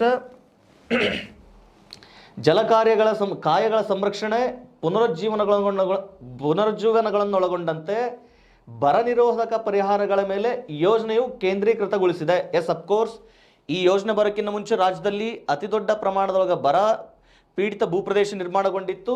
ಇದನ್ನು ಇಲ್ಲೇನು ಮಾಡಬೇಕು, ಆ ಒಂದು ಕಾನ್ಸೆಪ್ಟನ್ನು ಕೇಂದ್ರೀಕರಣಗೊಳಿಸೋದಕ್ಕೋಸ್ಕರ ಈ ಯೋಜನೆ ಜಾರಿ ಬಂದಿತ್ತು ಅನ್ನುವಂಥದ್ದು. Yes, that is the first one, that is the right statement. ಜೊತೆಗೆ ಕರ್ನಾಟಕದ ಜಲಸಂಪನ್ಮೂಲ ಇಲಾಖೆಯು ಜಲಾಮೃತ ಯೋಜನೆಯನ್ನು ಅನುಷ್ಠಾನಗೊಳಿಸುವ ನೋಡಲ್ ಇಲಾಖೆಯಾಗಿದೆ ಅಂತ ಹೇಳ್ತಾ ಇದ್ದಾನೆ. This statement is I think wrong. ಇದು ಯಾಕೆ ಈ ರಾಂಗ್ ಅಂತಂದರೆ, ಈ ಯೋಜನೆ ಅನುಷ್ಠಾನಗೊಳ್ಳೋದು ಗ್ರಾಮೀಣಾಭಿವೃದ್ಧಿ ಮತ್ತು ಪಂಚಾಯತ್ ರಾಜ್ ಇಲಾಖೆಯ ಜೊತೆಗೆ ಜಿಲ್ಲಾ ಪಂಚಾಯತ್ ಮತ್ತು ತಾಲೂಕು ಪಂಚಾಯತ್ಗಳು ಈ ಯೋಜನೆಯ ಮೇಲುಸ್ತುವಾರಿಯ ಅನುಷ್ಠಾನವನ್ನು ವಹಿಸ್ಕೊಳ್ತವೆ. ಆ ಕಾರಣಕ್ಕೆ ಇದೊಂದು ಸಮುದಾಯ ಚಾಲಿತ ಯೋಜನೆ. ಯಾಕಂದರೆ ಇದೊಂದು ಜನರಿಗೆ ಈ ಯೋಜನೆಯನ್ನು ತಲುಪಿಸಬೇಕಾಗಿದೆ ಮತ್ತು ನೀರನ್ನು ಸಂರಕ್ಷಣೆ ಮಾಡಿಕೊಳ್ಳುವಂತಹ ಅನಿವಾರ್ಯತೆ ಅವರಲ್ಲಿರೋದ್ರಿಂದ ಇದೊಂದು ಸಮುದಾಯ ಚಾಲಿತ ಯೋಜನೆ ಆಗಿದೆ. ಇದು ಕೂಡ ತುಂಬ ಮುಖ್ಯವಾದಂತಹ ಕೊಡುಗೆ. ಈ ಹೇಳಿಕೆ ಕೂಡ ಸರಿ ಇರ್ತಕ್ಕಂಥದ್ದು. ಆಮೇಲೆ ಈ ಯೋಜನೆಯಡಿ ಜಲ ಸಂರಕ್ಷಣಾ ಕಾರ್ಯತಂತ್ರವು ಇದನ್ನು ಒಳಗೊಳ್ಳುವುದು ಅಂತ ಕೇಳ್ತಾ ಇದ್ದಾನೆ. ಎಸ್ ಅಫ್ಕೋರ್ಸ್, ಜಲಸಾಕ್ಷರತೆ, ಜಲಕಾಯಗಳ ಪುನರುಜ್ಜೀವನ ಇಸ್ ನಥಿಂಗ್ ಬಟ್ ಈಗ ಬತ್ತಿ ಹೋದ ಕೆರೆಗಳನ್ನು ಪುನರುಜ್ಜೀವನಗೊಳಿಸ್ತಕ್ಕಂಥದ್ದು, ಅಥವಾ ಈ ನೀರಿನ ಅಂತರ್ಜಲ ಮಟ್ಟ ಅಥವಾ ನದಿಗಳಲ್ಲಿ ನೀರಿನ ಅಂತರ್ಜಲ ಮಟ್ಟ ಏನಾದರೂ ಕಡಿಮೆ ಆಗಿತ್ತಂದರೆ ಅದನ್ನು ಮರುಪೂರ್ಣಗೊಳಿಸುವಂತಹ ಕೆಲಸಗಳನ್ನು ಸರ್ಕಾರ ಮತ್ತು ಸಮುದಾಯಗಳ ಮೂಲಕ ನಿರ್ವಹಿಸ್ಕೊಳ್ತಕ್ಕಂಥದ್ದು. ಇವುಗಳ ಜೊತೆಗೆ ನೀರು ಅನ್ನುವಂಥದ್ದು ಐತಲ್ಲ, ಇದು ವೆರಿ ಇಂಪಾರ್ಟೆಂಟ್. ಇದಕ್ಕೆ ಸಂಬಂಧಪಟ್ಟಾಗ ನೆಕ್ಸ್ಟ್ ಚರ್ಚೆ ಮಾಡ್ತಾನೆ. ಇನ್ನು ಅರಣ್ಯೀಕರಣ, ಇಲ್ಲಿ ಅತಿ ಮುಖ್ಯವಾಗಿ ಇವತ್ತು ಕರ್ನಾಟಕದಲ್ಲಿ ಬರಪೀಡಿತ ಪ್ರದೇಶ ನಿರ್ಮಾಣಗೊಳ್ಳಬೇಕಾದ್ರೆ ಅತಿ ಮುಖ್ಯ ಕಾರಣ ಇವತ್ತು ನದಿಗಳು ಉಗಮಗೊಳ್ಳುವಂತಹ ಸ್ಥಳಗಳಲ್ಲಿ ಅಲ್ಲಿ ಏನಾಗಿದೆ ಅಂದರೆ ಸಂಪೂರ್ಣವಾಗಿ ಅರಣ್ಯ ನಾಶ ಆಗಿರೋದು ಅತಿ ದೊಡ್ಡ ಸಮಸ್ಯೆ ಆಗ್ತಾ ಇರುವಂಥದ್ದು. ಈ ಕಾರ್ಯಕ್ರಮದ ಅತಿ ಮುಖ್ಯ ಉದ್ದೇಶ ಯಾವ್ಯಾವ ನದಿಗಳಿದಾವೋ ಆ ನದಿಗಳ ಪಾತ್ರಗಳಲ್ಲಿ ಮರು ಅರಣ್ಯೀಕರಣದಂತಹ ಚಟುವಟಿಕೆಗಳನ್ನು ಮತ್ತೆ ಕೈಗೊಳ್ತಕ್ಕಂಥದ್ದು. ಆ ದೃಷ್ಟಿಕೋನದೊಳಗೆ ಈ ಸ್ಟೇಟ್ಮೆಂಟು ಕೂಡ ಸರಿ ಇರ್ತಕ್ಕಂಥದ್ದು. ಸೊ ಒಟ್ಟಾರೆಯಾಗಿ ಈ ಜಲಾಮೃತ ಯೋಜನೆಯ ಉದ್ದೇಶದಲ್ಲಿ ಈ 3 ಹೇಳಿಕೆಗಳು ಸರಿ ಇದ್ದಾವೆ. ಎರಡನೇ ಹೇಳಿಕೆ ಮಾತ್ರ ಸರಿ ಇಲ್ಲ. ಹಾಗಾಗಿ ಈ ಸ್ಟೇಟ್ಮೆಂಟ್ನ ಯಾವ ಹೇಳಿಕೆ ಸರಿ ಇದೆ ಅಂತಂದರೆ ಎ, ಸಿ ಮತ್ತು ಡಿ ಈ ಮೂರು ಹೇಳಿಕೆಗಳು ಸರಿ ಇದ್ದಾವೆ. ಆಪ್ಷನ್ 3 ಸರಿಯಾದಂತಹ ಉತ್ತರ. ಸೊ ಆದ್ಮೇಲೆ ಈ ಯೋಜನೆಗಳನ್ನು ನಾವು ಎಕ್ಸಾಮ್ ದೃಷ್ಟಿಕೋನದಲ್ಲಿ ಅಧ್ಯಯನ ಮಾಡ್ಕೊಂಡು ಕೂತ್ಕೊಂಡಾಗ ನೆನಪುಳಿಯೋದು ಕಷ್ಟ. ಒಂದು ಯೋಜನೆ ಏನಿದೆ ಅಂತ ತಿಳ್ಕೊಳ್ಳೋದ್ರಿಂದ ವಿಷಯ ತುಂಬ ಚೆನ್ನಾಗಿ ನಮ್ಗೆ ಅರ್ಥ ಆಗುತ್ತೆ. ಅದಕ್ಕೆ ತಕ್ಕ ಹಾಗೆ ನಾವು ವಿಷಯಗಳಿಗೆ ಆನ್ಸರನ್ನು ಕೂಡ ಕೊಟ್ಕೊಂಡು ಹೋಗೋದಕ್ಕೆ ಸಾಧ್ಯ ಆಗ್ತದೆ. ಸೊ ಆ ನಿಟ್ಟಿನಲ್ಲಿ ಇನ್ನೊಂದು ಜಲಾಮೃತ ಯೋಜನೆ ಒಳಗೆ MTP ಜಲಾಮೃತ ಯೋಜನೆ ಇಲ್ಲಿ ಗಮನಿಸಿ. ಈ ಜಲಾಮೃತ ಯೋಜನೆ ಈಗ ಆಲ್ರೆಡಿ ಇದು ರಾಜ್ಯದಲ್ಲಿ ಹಳೆ ಯೋಜನೆ ಆಯಿತು. ಈ ಜಲಾಮೃತ ಯೋಜನೆ ಇಟ್ಕೊಂಡು ನಮಗೆ ಮುಂದಿನ ಎಕ್ಸಾಮ್ಗಳಲ್ಲಿ ಮತ್ತೇನು ಪ್ರಶ್ನೆಗಳನ್ನು ಕೇಳಬಹುದು ಅನ್ನೋಂಥದ್ದು. ಜಲಾಮೃತ ಯೋಜನೆ ಇಟ್ಕೊಂಡು ಮುಂದಿನ ಎಕ್ಸಾಮ್ಗಳಲ್ಲಿ ಮತ್ತೇನು ಪ್ರಶ್ನೆ ಕೇಳ್ಬೋದು, ಅದು ತುಂಬ ಮುಖ್ಯ ಅನಿಸುತ್ತೆ. ಇದರಲ್ಲಿ ಮುಖ್ಯವಾಗಿ ಅಲ್ಲೊಂದಿಷ್ಟು ಅಂಡರ್ಲೈನ್ ಪಾಯಿಂಟ್ ಮಾಡಿದ್ದೆ, ನೀರು ಅಂಥೇಳಿ. ನೀರು, ಅದರಲ್ಲಿಯೂ ಅತಿ ಮುಖ್ಯವಾಗಿ ಕುಡಿಯುವ ನೀರಿನ ಬಳಕೆಗೆ ಸಂಬಂಧಪಟ್ಟ ಹಾಗೆ ಜಲಾಮೃತ ಯೋಜನೆ ಜಾರಿಗೆ ಬಂದಾಗ 2019 ವರ್ಷವನ್ನು ಜಲವರ್ಷ ಅಂತ ಘೋಷಣೆ ಮಾಡುವುದರ ಜೊತೆಗೆ ಈ ಯೋಜನೆಯನ್ನು ಮತ್ತೆ 2 ಉಪಯೋಜನೆಗಳಾಗಿ ಜಾರಿಗೆ ತಗೊಂಡ್ಬರ್ತಾರೆ. ಒಂದು ಜಲಧಾರೆ ಯೋಜನೆ ಅಂತೇಳಿ, ಒಂದು ಜಲಧಾರೆ ಯೋಜನೆ, ಇನ್ನೊಂದು ಜಲಸಿರಿ ಯೋಜನೆ ಅಂತೇಳಿ. ಜಲಧಾರೆ ಯೋಜನೆ ಮತ್ತೊಂದು ಜಲಸಿರಿ ಯೋಜನೆ ಅಂತೇಳಿ ಮತ್ತೊಂದು ಯೋಜನೆ ಜಾರಿ ತಗೊಂಡ್ಬರ್ತಾರೆ. ಈ ಜಲಧಾರೆ ಯೋಜನೆಯ ಉದ್ದೇಶ ಗ್ರಾಮೀಣ ಭಾಗಕ್ಕೆ ಕುಡಿಯುವ ನೀರನ್ನು ಸೌಲಭ್ಯ ಮಾಡೋದು, ಅಥವಾ ಗ್ರಾಮೀಣ ಭಾಗಕ್ಕೆ ಕುಡಿಯುವ ನೀರಿನ ಸೌಲಭ್ಯವನ್ನು ಕಲ್ಪಿಸಿಕೊಡ್ತಕ್ಕಂಥದ್ದು. ಜಲಸಿರಿ ಯೋಜನೆ ಅತಿ ಮುಖ್ಯ ಉದ್ದೇಶ ನಗರ ಭಾಗಕ್ಕೆ ಕುಡಿಯುವ ನೀರಿನ ಸೌಲಭ್ಯವನ್ನು ಕಲ್ಪಿಸಿಕೊಡ್ತಕ್ಕಂಥದ್ದು. ಗಮನಿಸಿ, ಜಲಧಾರೆ ಯೋಜನೆಯ ಅತಿ ಮುಖ್ಯ ಉದ್ದೇಶ ಗ್ರಾಮೀಣ ಭಾಗಕ್ಕೆ ಕುಡಿಯುವ ನೀರು. ಸರಿ, ಗ್ರಾಮೀಣ ಭಾಗಕ್ಕೆ ಕುಡಿಯುವ ನೀರನ್ನು ಎಲ್ಲಿಂದ ತಗೊಂಡು ಬರೋದು? ಈ ಜಲಾಮೃತ ಯೋಜನೆ ಉಪಯೋಜನೆಯಡಿ ಜಲಧಾರೆ ಯೋಜನೆಯಡಿ ಗ್ರಾಮೀಣ ಭಾಗಕ್ಕೆ ಕುಡಿಯುವ ನೀರಿನ ಸೌಲಭ್ಯ ಕಲ್ಪಿಸ್ಕೊಡ್ಬೇಕಂತೇಳಿ ಈ ಯೋಜನೆಯಡಿ ಸರ್ಕಾರ ಪ್ಲಾನ್ ಮಾಡಿದ್ದೇನೆಂದರೆ, ಯಾವುದಾದ್ರೂ ಗ್ರಾಮೀಣಕ್ಕೆ ಸಮೀಪದ ಜಲಾಶಯಗಳಿದ್ದರೆ ಅಥವಾ ಸಮೀಪದ ನದಿಗಳಿದ್ದರೆ ಆ ನದಿಗಳು ಮತ್ತು ಜಲಾಶಯಗಳ ಮೂಲಕ ಹಂತ ಹಂತವಾಗಿ ನೀರನ್ನು ಸಾಗಿಸಿ ಒಂದು ಕಡೆ ಸಂಗ್ರಹ ಮಾಡಿ ಆನಂತರ ನಿರಂತರವಾಗಿ ಗ್ರಾಮೀಣ ಭಾಗಕ್ಕೆ ಕುಡಿಯುವ ನೀರಿನ ಸೌಲಭ್ಯವನ್ನು ಕಲ್ಪಿಸ್ಕೊಡೋದು ಅಂತೇಳಿ. ಈ ಕಾನ್ಸೆಪ್ಟ್ ಇಲ್ಲಿ ಯಾಕೆ ನಾವು ಅರ್ಥ ಮಾಡ್ಕೊಳ್ಬೇಕು ಅಂತಂದರೆ, ನಾಳೆ ಕೇಳ್ತಾನೆ ಜಲಧಾರೆ ಯೋಜನೆಗೆ ಸಂಬಂಧಿಸಿದಂತೆ ಕೆಳಗಿನ ಹೇಳಿಕೆಗಳಲ್ಲಿ ಯಾವುದು ಸರಿ ಇದೆ. ಈ ಯೋಜನೆಯಡಿ ಗ್ರಾಮೀಣ ಭಾಗಕ್ಕೆ ಸಮೀಪದ ಜಲಾಶಯಗಳು ಅಥವಾ ನದಿಗಳ ಮೂಲಕ ನೀರನ್ನು ಹಂತ ಹಂತವಾಗಿ ತಂದು ಸಂಗ್ರಹಿಸಿ ಆ ಮೂಲಕ ಗ್ರಾಮೀಣ ಭಾಗಕ್ಕೆ ನೀರನ್ನು ಪೂರೈಕೆ ಮಾಡುವುದು. ಬಹುಶಃ ಈ ಥರದ ಸಂಬಂಧಪಟ್ಟಂತಹ ಹೇಳಿಕೆಗಳಿದ್ರೆ ಆ ಒಂದು ಹೇಳಿಕೆ ಅಲ್ಲಿ ಸರಿಯಾಗುವ ಸಾಧ್ಯತೆ ಇರ್ತದೆ. ಇಲ್ಲಿ ಯೋಜನೆಗಳು ಅಂತಂದರೆ ಇವು ನಮ್ಮ ಜನಪರ ಉಪಯೋಗಕ್ಕಾಗಿ ಯೋಜನೆಗಳಿರ್ತವೆ. ಅವುಗಳನ್ನು ನಾವು ಎಷ್ಟು ಅರ್ಥೈಸ್ಕೊಳ್ತವೋ ಒಂದು ಆ ಯೋಜನೆಗಳು ನಮ್ಮ ಅನುಕೂಲಕ್ಕೆ ಇರ್ತವೆ. ಆ ಅನುಕೂಲಗಳನ್ನು ಅರ್ಥೈಸ್ಕೊಳ್ಳೋದ್ರಿಂದ ಬಹುಶಃ ಅವು ಎಕ್ಸಾಮ್ನಲ್ಲಿ ಬಂದರೆ ಅವುಗಳಿಗೆ ನಾವು ಉತ್ತರ ಕೊಡಲಿಕ್ಕೂ ಕೂಡ ಸುಲಭ ಆಗ್ತದೆ. ಈ ಜಲಧಾರೆ ಯೋಜನೆಯಡಿ ಇಲ್ಲೇನು ಮಾಡಿದರು, ಕರ್ನಾಟಕ ಸರ್ಕಾರ ಜಲಧಾರೆ ಯೋಜನೆಯಡಿ ಗ್ರಾಮೀಣ ಭಾಗಕ್ಕೆ ಕನಿಷ್ಠ 85 LPCD ನೀರನ್ನು ಒದಗಿಸಿಕೊಡ್ಬೇಕನ್ನುವಂತಹ ಗುರಿಯನ್ನು ಇಟ್ಕೊಂಡಿತ್ತು. LPCD ಅಂತಂದರೆ litre per capita for day ಅಂತೇಳಿ. Capita is nothing but person. Litre per day ಅಂದರೆ ಒಬ್ಬ ಮನುಷ್ಯನಿಗೆ ಕನಿಷ್ಠ 85 LPCD ಅಂದರೆ ಒಂದು ದಿನಕ್ಕೆ ಒಬ್ಬ ಮನುಷ್ಯನಿಗೆ ಕನಿಷ್ಠ 85 ಲೀಟರ್ ಕುಡಿಯೋ ನೀರನ್ನು ಒದಗಿಸ್ಕೊಡ್ಬೇಕು ಅನ್ನುವಂಥ ಇಂಟೆನ್ಷನ್ ಇಟ್ಕೊಂಡು ಜಲಧಾರೆ ಯೋಜನೆಯನ್ನು ಜಾರಿ ತಗೊಂಡು ಬಂದರು. ಬಟ್ ಆದರೆ ಈ ಜಲಧಾರೆ ಯೋಜನೆ ಪ್ರೆಸೆಂಟ್ ಏನಾಯಿತು, 2019 ಆಗಸ್ಟ್ 15ರಂದು 2019 ಆಗಸ್ಟ್ 15ರಂದು ಭಾರತದ ಪ್ರಧಾನಿಯವರು ಆಗಸ್ಟ್ 15ರಂದು ಭಾರತದ ಜನರನ್ನು ಉದ್ದೇಶಿಸಿ ಮಾತನಾಡುವ ಸಂದರ್ಭದೊಳಗೆ ಪ್ರತಿ ಮನೆಗೂ ಕುಡಿಯುವ ನೀರಿನ ಸೌಲಭ್ಯವನ್ನು ಕಲ್ಪಿಸಿಕೊಡ್ಬೇಕು ಅಂತೇಳಿ 2019 ಆಗಸ್ಟ್ 15ರಂದು ರಾಷ್ಟ್ರೀಯ ಜಲಜೀವನ್ ಮಿಷನ್ನನ್ನು ರಾಷ್ಟ್ರೀಯ ಜಲಜೀವನ್ ಮಿಷನ್ ರಾಷ್ಟ್ರೀಯ ಜಲಜೀವನ್ ಮಿಷನ್ ಅಂತ ಘೋಷಣೆ ಮಾಡಿದರು. ಇದೊಂದು ಹೊಸ ಯೋಜನೆ ಘೋಷಣೆ ಆಯಿತು. ನೆನ್ಪಿಟ್ಕೊಳ್ಳಿ, ರಾಷ್ಟ್ರೀಯ ಜಲಜೀವನ್ ಮಿಷನ್ JJM ಅಂತ ಕರೀತೇವೆ. NJJM ನ್ಯಾಷನಲ್ ಜಲಜೀವನ್ ಮಿಷನ್ ಅಂತೇಳಿ ಘೋಷಣೆ ಮಾಡಿದರು. ಯಾವಾಗ ರಾಷ್ಟ್ರೀಯ ಜಲಜೀವನ್ ಮಿಷನ್ ಘೋಷಣೆ ಆಯಿತೋ 2019 ಸಂದರ್ಭದೊಳಗೆ ಇತ್ತೀಚಿನ ದಿನಮಾನಗಳಲ್ಲಿ ಈ ಯೋಜನೆಯನ್ನು ಕರ್ನಾಟಕ ಸರ್ಕಾರ ರಾಷ್ಟ್ರೀಯ ಜಲಜೀವನ್ ಯೋಜನೆಯನ್ನು ನಮ್ಮ ರಾಜ್ಯದಲ್ಲಿ ಮನೆ ಮನೆಗೆ ಗಂಗೆ ಎನ್ನುವ ಯೋಜನೆಯ ಅಡಿ ಅಥವಾ ಎನ್ನುವ ಹೆಸರಿನ ಮೂಲಕ ಮನೆ ಮನೆಗೆ ಗಂಗೆ ಮನೆ ಮನೆಗೆ ಗಂಗೆ ಎನ್ನುವ ಹೆಸರಿನ ಮೂಲಕ ಈ ಯೋಜನೆಯನ್ನು ರಾಜ್ಯದಲ್ಲಿ ಜಾರಿ ತಂದಿದೆ. ನೆನಪಿರಲಿ, ರಾಜ್ಯದಲ್ಲಿ ಗ್ರಾಮೀಣ ಭಾಗದ ಜನತೆಗೆ ಕುಡಿಯುವ ನೀರಿನ ಸೌಲಭ್ಯವನ್ನು ಕಲ್ಪಿಸಿಕೊಡ್ಬೇಕನ್ನುವಂಥ ಉದ್ದೇಶಕ್ಕೆ ಜಲಧಾರೆ ಯೋಜನೆಯನ್ನು ಜಾರಿ ತಗೊಂಡು ಬಂದಿದ್ದರು. ಇದು ಜಲಾಮೃತ ಯೋಜನೆಯ ಒಂದು ಉಪಯೋಜನೆ. ಇದರ ಉದ್ದೇಶ ಗ್ರಾಮೀಣ ಭಾಗಕ್ಕೆ ಕುಡಿಯುವ ನೀರು ಸೌಲಭ್ಯ ಕಲ್ಪಿಸಿಕೊಡ್ಬೇಕು ಅನ್ನುವಂಥದ್ದಾಗಿತ್ತು.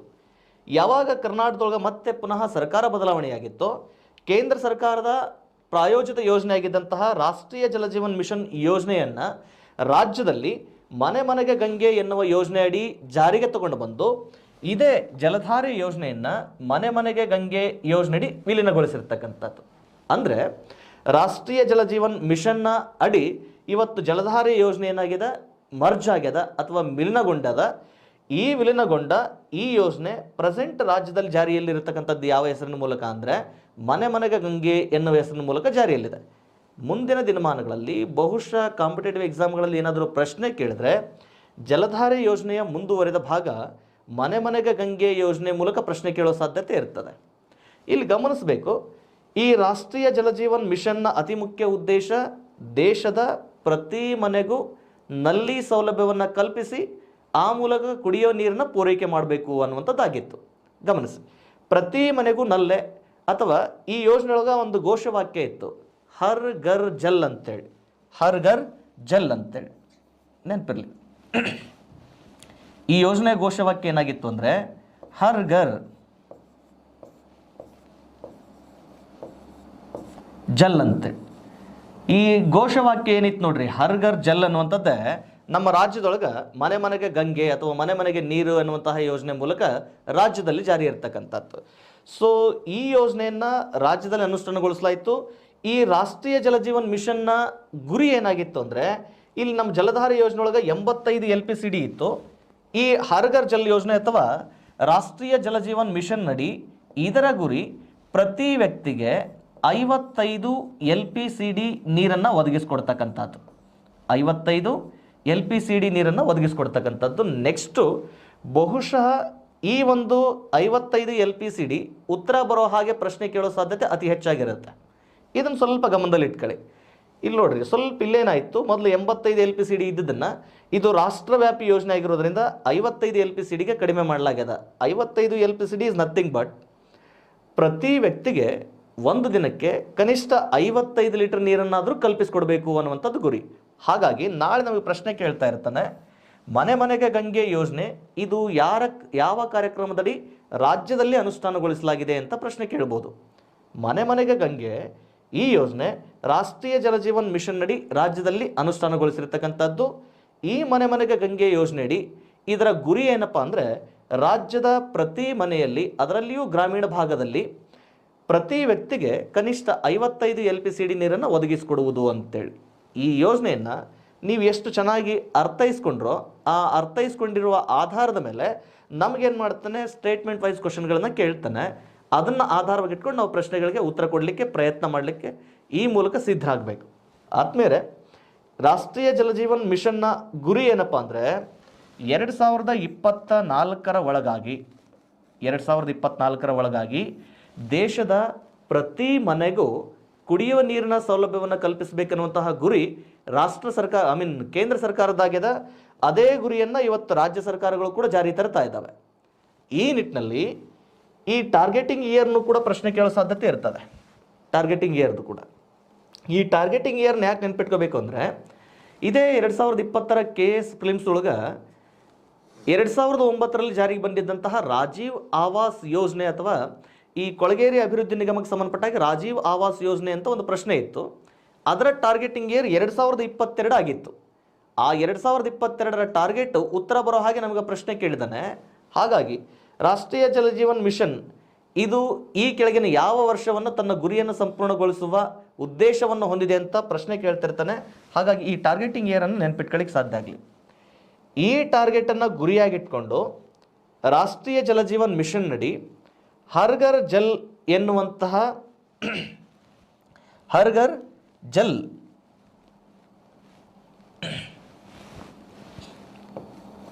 ಹರ್ ಘರ್ ಜಲ್ ಎನ್ನುವಂತಹ ಗುರಿಯನ್ನು ಇಟ್ಕೊಂಡು ಭಾರತದಲ್ಲಿ ಈಗ ಆಲ್ರೆಡಿ ಈ ಒಂದು ಗುರಿಯನ್ನು ಸಾಧಿಸಿಕೊಂಡಿರುವಂತಹ ಪ್ರಥಮ ರಾಜ್ಯ ಅಂದ್ರೆ ದಟ್ ಈಸ್ ಗೋವಾ. ನೆನಪಿರಲಿ, ಹರ್ ಘರ್ ಜಲ್ ರಾಜ್ಯ ಎಂದು ಘೋಷಿಸಿಕೊಂಡ ಭಾರತದ ಮೊದಲ ರಾಜ್ಯ ಯಾವುದು ಅಂದರೆ ದಟ್ ಈಸ್ ಗೋವಾ. ನೆನ್ಪಿಟ್ಕೊಳ್ಳಿ. ಆದ್ಮೇಲೆ ಇವತ್ತಿನ ಈ ನನ್ನ ಮೊದಲನೇ ತರಗತಿಯ ಅವಧಿಯೊಳಗೆ ಈ ಸಬ್ಜೆಕ್ಟ್ ಮೂಲಕ ಅಂದರೆ ಸ್ಟೇಟ್ ಇಂಪಾರ್ಟೆಂಟ್ ಸಬ್ಜೆಕ್ಟ್ ಮೂಲಕ ಪ್ರಶ್ನೆಗಳು ಹೇಗೆ ಬರಬಹುದು ಅನ್ನೋದಕ್ಕೆ ಇದೊಂದು ಉದಾಹರಣೆಯನ್ನಾಗಿಟ್ಕೊಂಡು ನಿಮಗೆ ಈ ಮೂಲಕ ತಲುಪಿಸೋದಕ್ಕೆ ಪ್ರಯತ್ನ ಮಾಡ್ತಾ ಇದ್ದಾನೆ. ಕೇವಲ ಇದು ಯೋಜನೆಗಳಿಗೆ ಮಾತ್ರ ಸಂಬಂಧಪಟ್ಟಂತಹ ವಿಷಯ ಅಲ್ಲ, ಈ ಮೂಲಕ ರಾಜ್ಯದ ಅಷ್ಟು ಆಗು ಹೋಗುಗಳನ್ನು ಕೂಡ ಈ ಮೂಲಕ ತಿಳ್ಕೊಳ್ಳೋದಕ್ಕೂ ಕೂಡ ಪ್ರಯತ್ನ ಮಾಡ್ಬೋದು ನಾವು.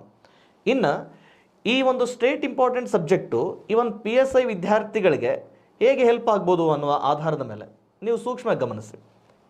ಈ PSI ಎಕ್ಸಾಮ್ನ ಈಗ PSI ಪೇಪರ್ 1ಕ್ಕೆ ಈ ಒಂದು ಸಬ್ಜೆಕ್ಟು ಹೇಗೆ ಹೆಲ್ಪ್ ಆಗ್ಬೋದು ಅಂತ ಬಂದಾಗ ನಾನು ಆ್ಯಕ್ಚುಲಿ ಇದುವರೆಗೂ ಚರ್ಚೆ ಮಾಡಿದ್ದು KS ಪ್ರಿಲಿಮ್ಸ್ನ ಕ್ವಶನ್ ಪೇಪರ್ಗಳನ್ನು.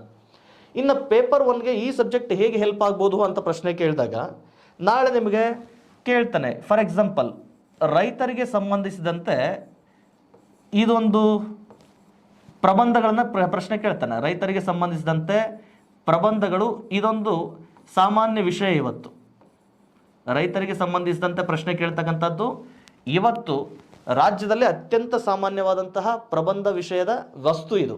ಯಾವುದು? ರೈತರಿಗೆ ಸಂಬಂಧಪಟ್ಟಂತಹ ಸಮಸ್ಯೆ.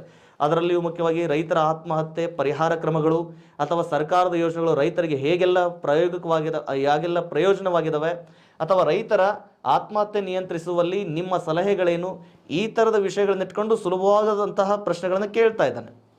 ಆ ನಿಟ್ಟಿನಲ್ಲಿ ಈ ಸಬ್ಜೆಕ್ಟು ಹೇಗೆ ಹೆಲ್ಪ್ ಆಗುತ್ತೆ ಅಂತ ಬಂದಾಗ ಆದ್ಮೇಲೆ ರೈತರ ವಿಷಯವನ್ನು ಗಮನದಲ್ಲಿಟ್ಕೊಂಡು ಈ ಸರ್ಕಾರದ ಯೋಜನೆಗಳನ್ನು ಗಮನದಲ್ಲಿಟ್ಕೊಂಡು ವಿಚಾರ ಮಾಡೋದಾದರೆ ಫ್ರೆಂಡ್ಸ್, ಇವತ್ತು ಭಾರತದ ಕೃಷಿ ಇದು ಮಾನ್ಸೂನ್ ಮಾರುತಗಳನ್ನು ಅವಲಂಬಿಸಿದೆ. ಎಸ್, ಭಾರತದ ಕೃಷಿ ಮಾನ್ಸೂನ್ ಮಾರುತಗಳನ್ನು ಅವಲಂಬಿಸಿರುವುದರಿಂದ ಈ ಕೃಷಿಯನ್ನು ಭಾರತದೊಳಗೆ ಮಾನ್ಸೂನ್ ಮಾರುತಗಳೊಂದಿಗೆ ಜೂಜಾಟ ಅಂತ ಕರೀತಾರೆ. ಆ ಜೂಜಾಟದೊಳಗೆ ಅದು ಅತಿವೃಷ್ಟಿಯಿಂದನೂ ಹಾಳಾಗ್ಬೋದು ಅಥವಾ ಅನಾವೃಷ್ಟಿಯಿಂದ ಬರಪೀಡಿತಗೊಂಡು ಬೆಳೆ ನಾಶ ಆಗ್ಬೋದು. ಇದರ ಪರಿಣಾಮ ರೈತನ ಮೇಲೆ ಬೀಳುತ್ತೆ. ಆ ಸಂದರ್ಭದೊಳಗೆ ಇವನ್ ರೈತ ತಾನು ಬೆಳೆಯುವಂತಹ ಬೆಳೆಗಳಲ್ಲಿ ಹೇಗೆ ವೈಜ್ಞಾನಿಕ ತಂತ್ರಜ್ಞಾನಗಳ ಅಳವಡಿಕೆ ಮಾಡ್ಕೋಬೋದು, ಅವುಗಳ ಮೂಲಕ ಹೇಗೆ ಆ ಒಂದು ರೈತ ತನ್ನ ಆರ್ಥಿಕ ವ್ಯವಸ್ಥೆಯನ್ನು ಸದೃಢಪಡಿಸ್ಕೊಳ್ಬೋದು ಅನ್ನೋದಕ್ಕೆ ಈ ವಿಷಯ ಹೇಗೆ ಹೆಲ್ಪ್ ಆಗುತ್ತೆ ಅಂತ ಬಂದಾಗ ಆದ್ಮೇಲೆ ಇಲ್ಲೊಂದು ಯೋಜನೆ ಇದೆ, RKVY ಎನ್ನುವಂತಹ ಯೋಜನೆ. RKVY ಈಸ್ ನಥಿಂಗ್ ಬಟ್ ರಾಷ್ಟ್ರೀಯ ಕೃಷಿ ವಿಕಾಸ್ ಯೋಜನೆ ಅಂತೇಳಿ. ರಾಷ್ಟ್ರೀಯ ಕೃಷಿ ವಿಕಾಸ್ ಯೋಜನೆ ಇದು ಆ್ಯಕ್ಚುಲಿ 2007 ಮತ್ತು 8ನೇ ಸಾಲಿನಲ್ಲಿ ಕೇಂದ್ರ ಸರ್ಕಾರ ಜಾರಿ ತಗೊಂಬಂದು ಇದು ಇವನ್ ರಾಜ್ಯದಲ್ಲಿಯೂ ಕೂಡ ಜಾರಿಯಲ್ಲಿದೆ RKVY ಯೋಜನೆ ಅನ್ನುವಂಥದ್ದು. RKVY ಯೋಜನೆ, ಈ ಯೋಜನೆ ಬಗ್ಗೆ ಅರ್ಥೈಸ್ಕೋಬೇಕಾಗಿದ್ರೆ ಸ್ವಲ್ಪ ಹಿನ್ನೆಲೆ ಗಮನಿಸಿ. ಆದ್ಮೇಲೆ ನಮ್ದಿವತ್ತು ಭಾರತದಲ್ಲಿ ಋತುಮಾನ ಆಧಾರಿತ ಬೇಸಾಯ ಆಗಿರೋದ್ರಿಂದ ಎಟ್ ಎ ಟೈಮ್ ಯಾವಾಗ ನೈಋತ್ಯ ಮಾರುತಗಳು ಭಾರತವನ್ನು ತಲುಪ್ತವೋ ಆ ಸಂದರ್ಭದಲ್ಲಿ ನಾವು ಅಷ್ಟು ಭೂಪ್ರದೇಶದಲ್ಲಿ, ಭಾರತದ ಬಹುತೇಕ ಭೂಪ್ರದೇಶದಲ್ಲಿ, ಫಾರ್ ಎಕ್ಸಾಂಪಲ್ ಒಂದು ಧಾನ್ಯ ತಗೊಳ್ತಾನೆ, ಭತ್ತ. ಭಾರತದ ಅಷ್ಟು ಭೂಪ್ರದೇಶದಲ್ಲಿ ಎಟ್ ಎ ಟೈಮ್ ನಾವು ಬಿತ್ತನೆ ಮಾಡ್ತೇವೆ. ಎಟ್ ಎ ಟೈಮ್ ಬಿತ್ತನೆ ಮಾಡಿದರೆ ಅದರ ಫಸಲು ಕೂಡ ಒಂದೇ ಸಮಯಕ್ಕೆ ಬರುತ್ತೆ. ಒಂದೇ ಸಮಯಕ್ಕೆ ಫಸಲು ಬಂತು ಅಂತದಂದರೆ ಅದನ್ನು ನಾವು ಎಟ್ ಎ ಟೈಮ್ ಮಾರ್ಕೆಟಿಗೆ ತಗೊಂಡು ಹೋಗ್ತೇವೆ. ಎಟ್ ಎ ಟೈಮ್ ಮಾರ್ಕೆಟಿಗೆ ತಗೊಂಡು ಹೋದರೆ ಪರಿಣಾಮ ಏನಾಗುತ್ತೆ, ಒಂದೇ ಧಾನ್ಯ ಒಂದೇ ಸಮಯಕ್ಕೆ ಮಾರುಕಟ್ಟೆಗೆ ಬಂದರೆ ಇದರ ಬೇಡಿಕೆ ಕುಸಿತತೆ, ಇದರ ಬೆಲೆನೂ ಕೂಡ ಕುಸಿತತೆ. ಪರಿಣಾಮ ರೈತ ಏನು ಆಸೆ ಇಟ್ಕೊಂಡಿರ್ತಾನೋ ಆ ಬೆಳೆಯ ಮೌಲ್ಯ ಅವನಿಗೆ ಲಭ್ಯ ಆಗಂಗಿಲ್ಲ. ಇದು ನೋಡ್ರಿ ಹೇಗೆ ಎಕಾನಮಿಕಲಿ ಡಿಫೆಕ್ಟ್ ಇದೆ ಅನ್ನುವಂಥದ್ದು. ಈ ಕಲ್ಪನೆಯನ್ನು ರೈತರಿಗೆ ಅರಿವು ಮೂಡಿಸಬೇಕು. ಯಾವುದಿವತ್ತು ಅಗತ್ಯಕ್ಕಿಂತ ಹೆಚ್ಚು ಉತ್ಪಾದನೆ ಆಗುತ್ತೋ ಅದನ್ನು ಮಿತಗೊಳಿಸಬೇಕು, ಅದಕ್ಕೆ ಪೂರಕವಾಗಿ ಕೃಷಿ ಚಟುವಟಿಕೆಗಳನ್ನು ಕೈಗೊಳ್ಳಬೇಕು ಅನ್ನುವಂಥದ್ದು ಈ RKVY ಯೋಜನೆಯ ಅತಿ ಮುಖ್ಯ ಉದ್ದೇಶ. ಈಗ ಗಮನಿಸಿ, ಇದೊಂದು ಪ್ರಮುಖ ಬೆಳೆ. ಇದು ಅಗತ್ಯಕ್ಕಿಂತ ಮಾರ್ಕೆಟಿಗೆ ಬಂದಾಗ ಏನಾಗುತ್ತೆ, ದರ ಕುಸಿತ ಆಗತ್ತೆ. ಅವಾಗ ಮತ್ತೆ ಪುನಃ ರೈತ ಆರ್ಥಿಕ ಸಂಕಷ್ಟ ಅನುಭವಿಸ್ತಾನೆ, ಮತ್ತೆ ತಾನು ಜೀವನದೊಳಗೆ ಜಿಗುಪ್ಸೆಗೊಂಡು ಆನಂತರ ಮುಂದಿನ ಯಾವುದೋ ಚಟುವಟಿಕೆಗಳಿಗೆ ತನ್ನನ್ನು ತಾನು ತೊಡಗಿಸ್ಕೊಂಡ್ಬಿಡ್ತಾನೆ. ಆ ನಿಟ್ಟಿನೊಳಗೆ ರೈತರನ್ನು ಬದುಕಿಸ್ಕೋಬೇಕು ಅನ್ನೋದು ಆಧಾರ ಈ RKVY ಯೋಜನೆ ಆಗಿತ್ತು. ಇದರ ಪರಿಣಾಮವಾಗಿ ಅಥವಾ ಅತಿ ಮುಖ್ಯ ಬೆಳೆಗಳನ್ನು ಬೆಳೆಯೋದರ ಬದಲಾಗಿ ಈ ಕೃಷಿಗೆ ಪೂರಕವಾಗಿರುವಂತಹ ಚಟುವಟಿಕೆಗಳನ್ನು ತನ್ನ ಜಮೀನಲ್ಲಿ ಕೈಗೊಳ್ತಕ್ಕಂಥದ್ದು ಪೂರಕ ಚಟುವಟಿಕೆ. ಈ ಪೂರಕ ಚಟುವಟಿಕೆ ಹೇಗಿರಬೇಕು, ಅವನಿಗೆ ಪ್ರತಿ ತಿಂಗಳು ಆದಾಯವನ್ನು ನೀಡುವಂತಹ ತಿಂಗಳ ಪೇಮೆಂಟ್ ಥರ ಇರಬೇಕು. ತಿಂಗಳ ಪೇಮೆಂಟ್ ಥರ ಇರುವಂತಹ ಚಟುವಟಿಕೆಗಳಂದರೆ ಪಶುಸಂಗೋಪನೆ ಇದೆ, ಕೋಳಿ ಸಾಕಾಣಿಕೆ ಇದೆ, ಕುರಿ ಸಾಕಾಣಿಕೆ ಇದೆ, ಜೇನು ಸಾಕಾಣಿಕೆ ಇದೆ, ಮೀನು ಸಾಕಾಣಿಕೆ ಇದೆ. ಈ ಥರ ಪೂರಕ ಚಟುವಟಿಕೆಗಳು ಸಾಕಷ್ಟಿದ್ದಾವೆ. ಆನಂತರ ತೋಟಗಾರಿಕೆ ಬೆಳೆಗಳನ್ನು ಬೆಳಿಬೋದು, ಪುಷ್ಪ ಕೃಷಿ ಬೆಳಿಬೋದು. ಈ ಎಲ್ಲ ಚಟುವಟಿಕೆಗಳು ಅವನಿಗೆ ನಿರಂತರ ಆದಾಯ ಕೊಡ್ತಿರ್ತವೆ. ಎಸ್, ಅಫ್ಕೋರ್ಸ್ ಸರ್, ತಾನು ಬೆಳೆಯುವಂಥ ಮುಖ್ಯ ಬೆಳೆಗಳನ್ನು ಕಡಿಮೆ ಮಾಡಿ ಈ ರೀತಿಯ ಚಟುವಟಿಕೆಗಳನ್ನು ಕೈಗೊಳ್ಳಬೇಕಾದ್ರೆ ಅವನಿಗೆ ಆರ್ಥಿಕ ಸಹಾಯ ಬೇಕಲ್ವಾ? ಈ ಉದ್ದೇಶ ಇಟ್ಕೊಂಡೆ ಕೇಂದ್ರ ಸರ್ಕಾರ ಮತ್ತು ರಾಜ್ಯ ಸರ್ಕಾರಗಳೇನು ಮಾಡಿದ್ದಾವೆ, ರಾಷ್ಟ್ರೀಯ ಕೃಷಿ ವಿಕಾಸ್ ಯೋಜನೆಯನ್ನು ಜಾರಿಗೆ ತಗೊಂಡು ಬಂದಿದ್ದಾವೆ. ಅಂದರೆ ಇದರ ಉದ್ದೇಶ, ಯಾವ ರೈತ ತಾನು ಬೆಳೆಯುವಂತಹ ಅತಿ ಮುಖ್ಯ ಬೆಳೆಯ ಪ್ರಮಾಣವನ್ನು ಕಡಿಮೆ ಮಾಡಿ ತನ್ನ ಜಮೀನಿನಲ್ಲಿ ಕೃಷಿಗೆ ಪೂರಕವಾಗಿರುವ ಚಟುವಟಿಕೆಗಳನ್ನು ಕೈಗೊಳ್ತಾನೋ ಅವನಿಗೆ ಈ ಯೋಜನೆ ಮೂಲಕ ಆರ್ಥಿಕ ಸಾಲದ ಸೌಲಭ್ಯವನ್ನು ನೀಡ್ತದೆ. ಆ ಸಾಲದ ಸೌಲಭ್ಯವನ್ನು ಪಡ್ಕೊಳ್ಳುವಂತಹ ರೈತ ಈ ಕೃಷಿ ಪೂರಕ ಚಟುವಟಿಕೆಗಳನ್ನು ಕೈಗೊಳ್ಬೋದು. ಆ ಮೂಲಕ ತನ್ನ ಆರ್ಥಿಕ ಸಂಕಷ್ಟವನ್ನು ನೀಗಿಸ್ಕೊಳ್ಬೋದು. ಈ ಉದ್ದೇಶ ಇಟ್ಕೊಂಡು ಸರ್ಕಾರ RKVY ಯೋಜನೆಯನ್ನು ಜಾರಿ ತಗೊಂಡ್ಬಂದಿತ್ತು. ಈಗೇನು ಈ ಕಾನ್ಸೆಪ್ಟ್ ನೀವು ಅರ್ಥ ಮಾಡ್ಕೊಂಡ್ರಲ್ಲ, ಇದನ್ನೇ ಆಧಾರವಾಗಿ ಇಟ್ಕೊಂಡು ನಮಗೆ ಮುಂದೆ ಏನು ಮಾಡ್ತಾನೆ, ಪ್ರಶ್ನೆಗಳನ್ನು ಕೇಳ್ತಾ ಇರ್ತಾನೆ. ರಾಷ್ಟ್ರೀಯ ಕೃಷಿ ವಿಕಾಸ ಯೋಜನೆಯ ಉದ್ದೇಶ ಏನು ಅಂತಂದೇಳಿ. ರಾಷ್ಟ್ರೀಯ ಕೃಷಿ ವಿಕಾಸ ಯೋಜನೆಯ ಉದ್ದೇಶ ಅತಿ ಮುಖ್ಯ ಬೆಳೆಗಳ ಪ್ರಮಾಣವನ್ನು ಕಡಿಮೆ ಮಾಡಿ ಕೃಷಿ ಪೂರಕ ಚಟುವಟಿಕೆಗಳಲ್ಲಿ ಕೈಗೊಳ್ಳುವ ರೈತನನ್ನು ಅಥವಾ ರೈತನಿಗೆ ಆರ್ಥಿಕ ಸಹಾಯಧನವನ್ನು ಒದಗಿಸ್ಕೊಡ್ತಕ್ಕಂಥದ್ದು ಅನ್ನುವಂಥದ್ದು. ಸೊ ಈ ಥರದ ವಿಷಯಗಳನ್ನೇ ನಾವೇನು ಮಾಡ್ಬೋದು, ರೈತನ ಈಗೊಂದು ಕರ್ನಾಟಕ ಸರ್ಕಾರದ ಇದೊಂದು ಪ್ರಾಜೆಕ್ಟ್ ಆಯಿತು. ಈ ಸರ್ಕಾರದ ಪ್ರಾಜೆಕ್ಟು ರೈತರಿಗೆ ಸಂಬಂಧಿಸಿದಂತೆ KS ಪೇಪರ್ ಫಸ್ಟಲ್ಲಿ ಹೇಗೆ ಬಳಕೆ ಮಾಡ್ಬೋದು ಅಂತಂದರೆ, ರೈತರ ಆತ್ಮಹತ್ಯೆ ನಿಯಂತ್ರಿಸುವಲ್ಲಿ ಸರ್ಕಾರದ ಕ್ರಮ ಅಂತ ಬರೆದು RKVY ಯೋಜನೆಯಡಿ ಏನು ಅನುಕೂಲ ಇದೆಯಲ್ಲ, ಈ ಅನುಕೂಲವನ್ನು ರೈತನಿಗೆ ತಲುಪಿಸಿದ್ದೇ ಆದಲ್ಲಿ ಬಹುಶಃ ಅವನು ಆರ್ಥಿಕವಾಗಿ ಸದೃಢಗೊಳ್ತಾನೆ. ಆತ್ಮಹತ್ಯೆಯಂತಹ ಕೃತಿಗಳಿಗೆ ಅಥವಾ ಚಟುವಟಿಕೆಗಳಿಗೆ ಅವನು ತಾನು ಪಾಲ್ಗೊಳ್ಳೋಂಗಿಲ್ಲ ಅಂತ ನಾವು ಎಸ್ಸೆ ಒಳಗೆ ವಿಷಯ ವಸ್ತುಗಳನ್ನು ಮಂಡಿಸ್ಬೋದು. ಗಮನಿಸಿ, ಈ ವಿಷಯ not only for subject and also ನಾವು ಇದನ್ನು ನಮ್ಮ ನಿತ್ಯ ಜೀವನದಲ್ಲಿಯೂ ಕೂಡ ರೈತರಿಗೆ ಸಜೆಷನ್ ಆಗಿಯೂ ಕೂಡ ಬಳಕೆ ಮಾಡ್ಕೊಳ್ಳಿಕ್ಕೆ ಅವಕಾಶ ಇದೆ. ಈ ಸಬ್ಜೆಕ್ಟು ಆತ್ಮೀಯ ವಿದ್ಯಾರ್ಥಿಗಳಿಗೆ ಈ ಸ್ಟೇಟ್ ಇಂಪಾರ್ಟೆಂಟ್ ಸಬ್ಜೆಕ್ಟು ಆಲ್ಮೋಸ್ಟ್ ಕೇಂದ್ರ ಮತ್ತು ರಾಜ್ಯ ಪ್ರಾಯೋಜಿತ ಯೋಜನೆಗಳ ಬಗ್ಗೆಯೂ ಕೂಡ ಮಾಹಿತಿ ಕೊಡ್ತದೆ. ಈ ಯೋಜನೆಗಳು ಒಂದು ನಿಮಗೆ ಮುಂಬರುವ ಎಕ್ಸಾಮ್ಗಳಿಗೆ ವಿಷಯ ವಸ್ತುಗಳು ಆಗಿರ್ತವೆ. ಜೊತೆಗೆ ನೀವು ಪ್ರಾಮಾಣಿಕ ಪ್ರಯತ್ನ ಮಾಡ್ತಾರೆ. ಪ್ರಾಮಾಣಿಕ ಪ್ರಯತ್ನ ಮಾಡಿದ ಹೊರತಾಗಿಯೂ ಕೂಡ ನಿಮಗೆ ಒಂದು ವೇಳೆ ಉದ್ಯೋಗ ದೊರೆಯಲಿಲ್ಲ ಅಂತಂದರೆ ಈ ಯೋಜನೆಗಳು ಮುಂದೆ ನಿಮಗೆ ಉದ್ಯೋಗವನ್ನು ಕಂಡುಕೊಳ್ಳೋದಕ್ಕೆ ಒಂದು ಅವಕಾಶವನ್ನು ಕಲ್ಪಿಸಿಕೊಡ್ತವೆ. ಆ ದೃಷ್ಟಿಕೋನದಲ್ಲಿ ಪ್ರಾಮಾಣಿಕ ಪ್ರಯತ್ನದ ಹೊರತೂ ಕೂಡ ನಿಮಗೆ ಬಹುಶಃ ಸಿಗಲಿಲ್ಲ ಉದ್ಯೋಗ ಅಂತಂದರೆ ಯಾವುದೇ ಕಾರಣಕ್ಕೂ ಡಿಪ್ರೆಷನ್ಗೊಳಗಾಗುವಂತಹ ಅಗತ್ಯ ಇಲ್ಲ. ಈ ಥರ ಸರ್ಕಾರ ಪ್ರಾಯೋಜಿತ ಯೋಜನೆಗಳಿದ್ದಾವೆ, ಅವನ್ನ ನಾವು ಬಳಕೆ ಮಾಡಿಕೊಂಡ್ರೂ ಕೂಡ ಸಾಕಾಗ್ತದೆ. ಸೊ ಆ ನಿಟ್ಟಿನೊಳಗೆ ಈ ತರಗತಿಗಳು ನಿಮಗೆ ಉಪಯುಕ್ತ ಅನ್ನಿಸ್ತವೆ ಅನ್ನುವಂಥದ್ದು ನನ್ನ ಭಾವನೆ.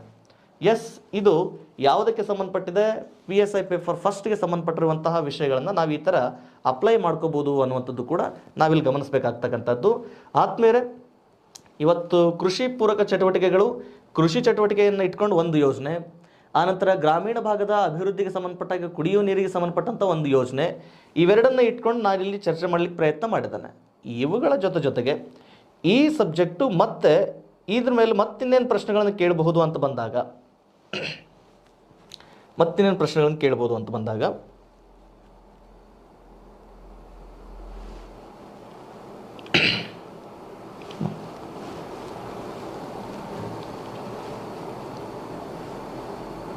ಇನ್ನೊಂದು PPT ಮುಂದೆ ಆಯ್ತು. ಎಸ್,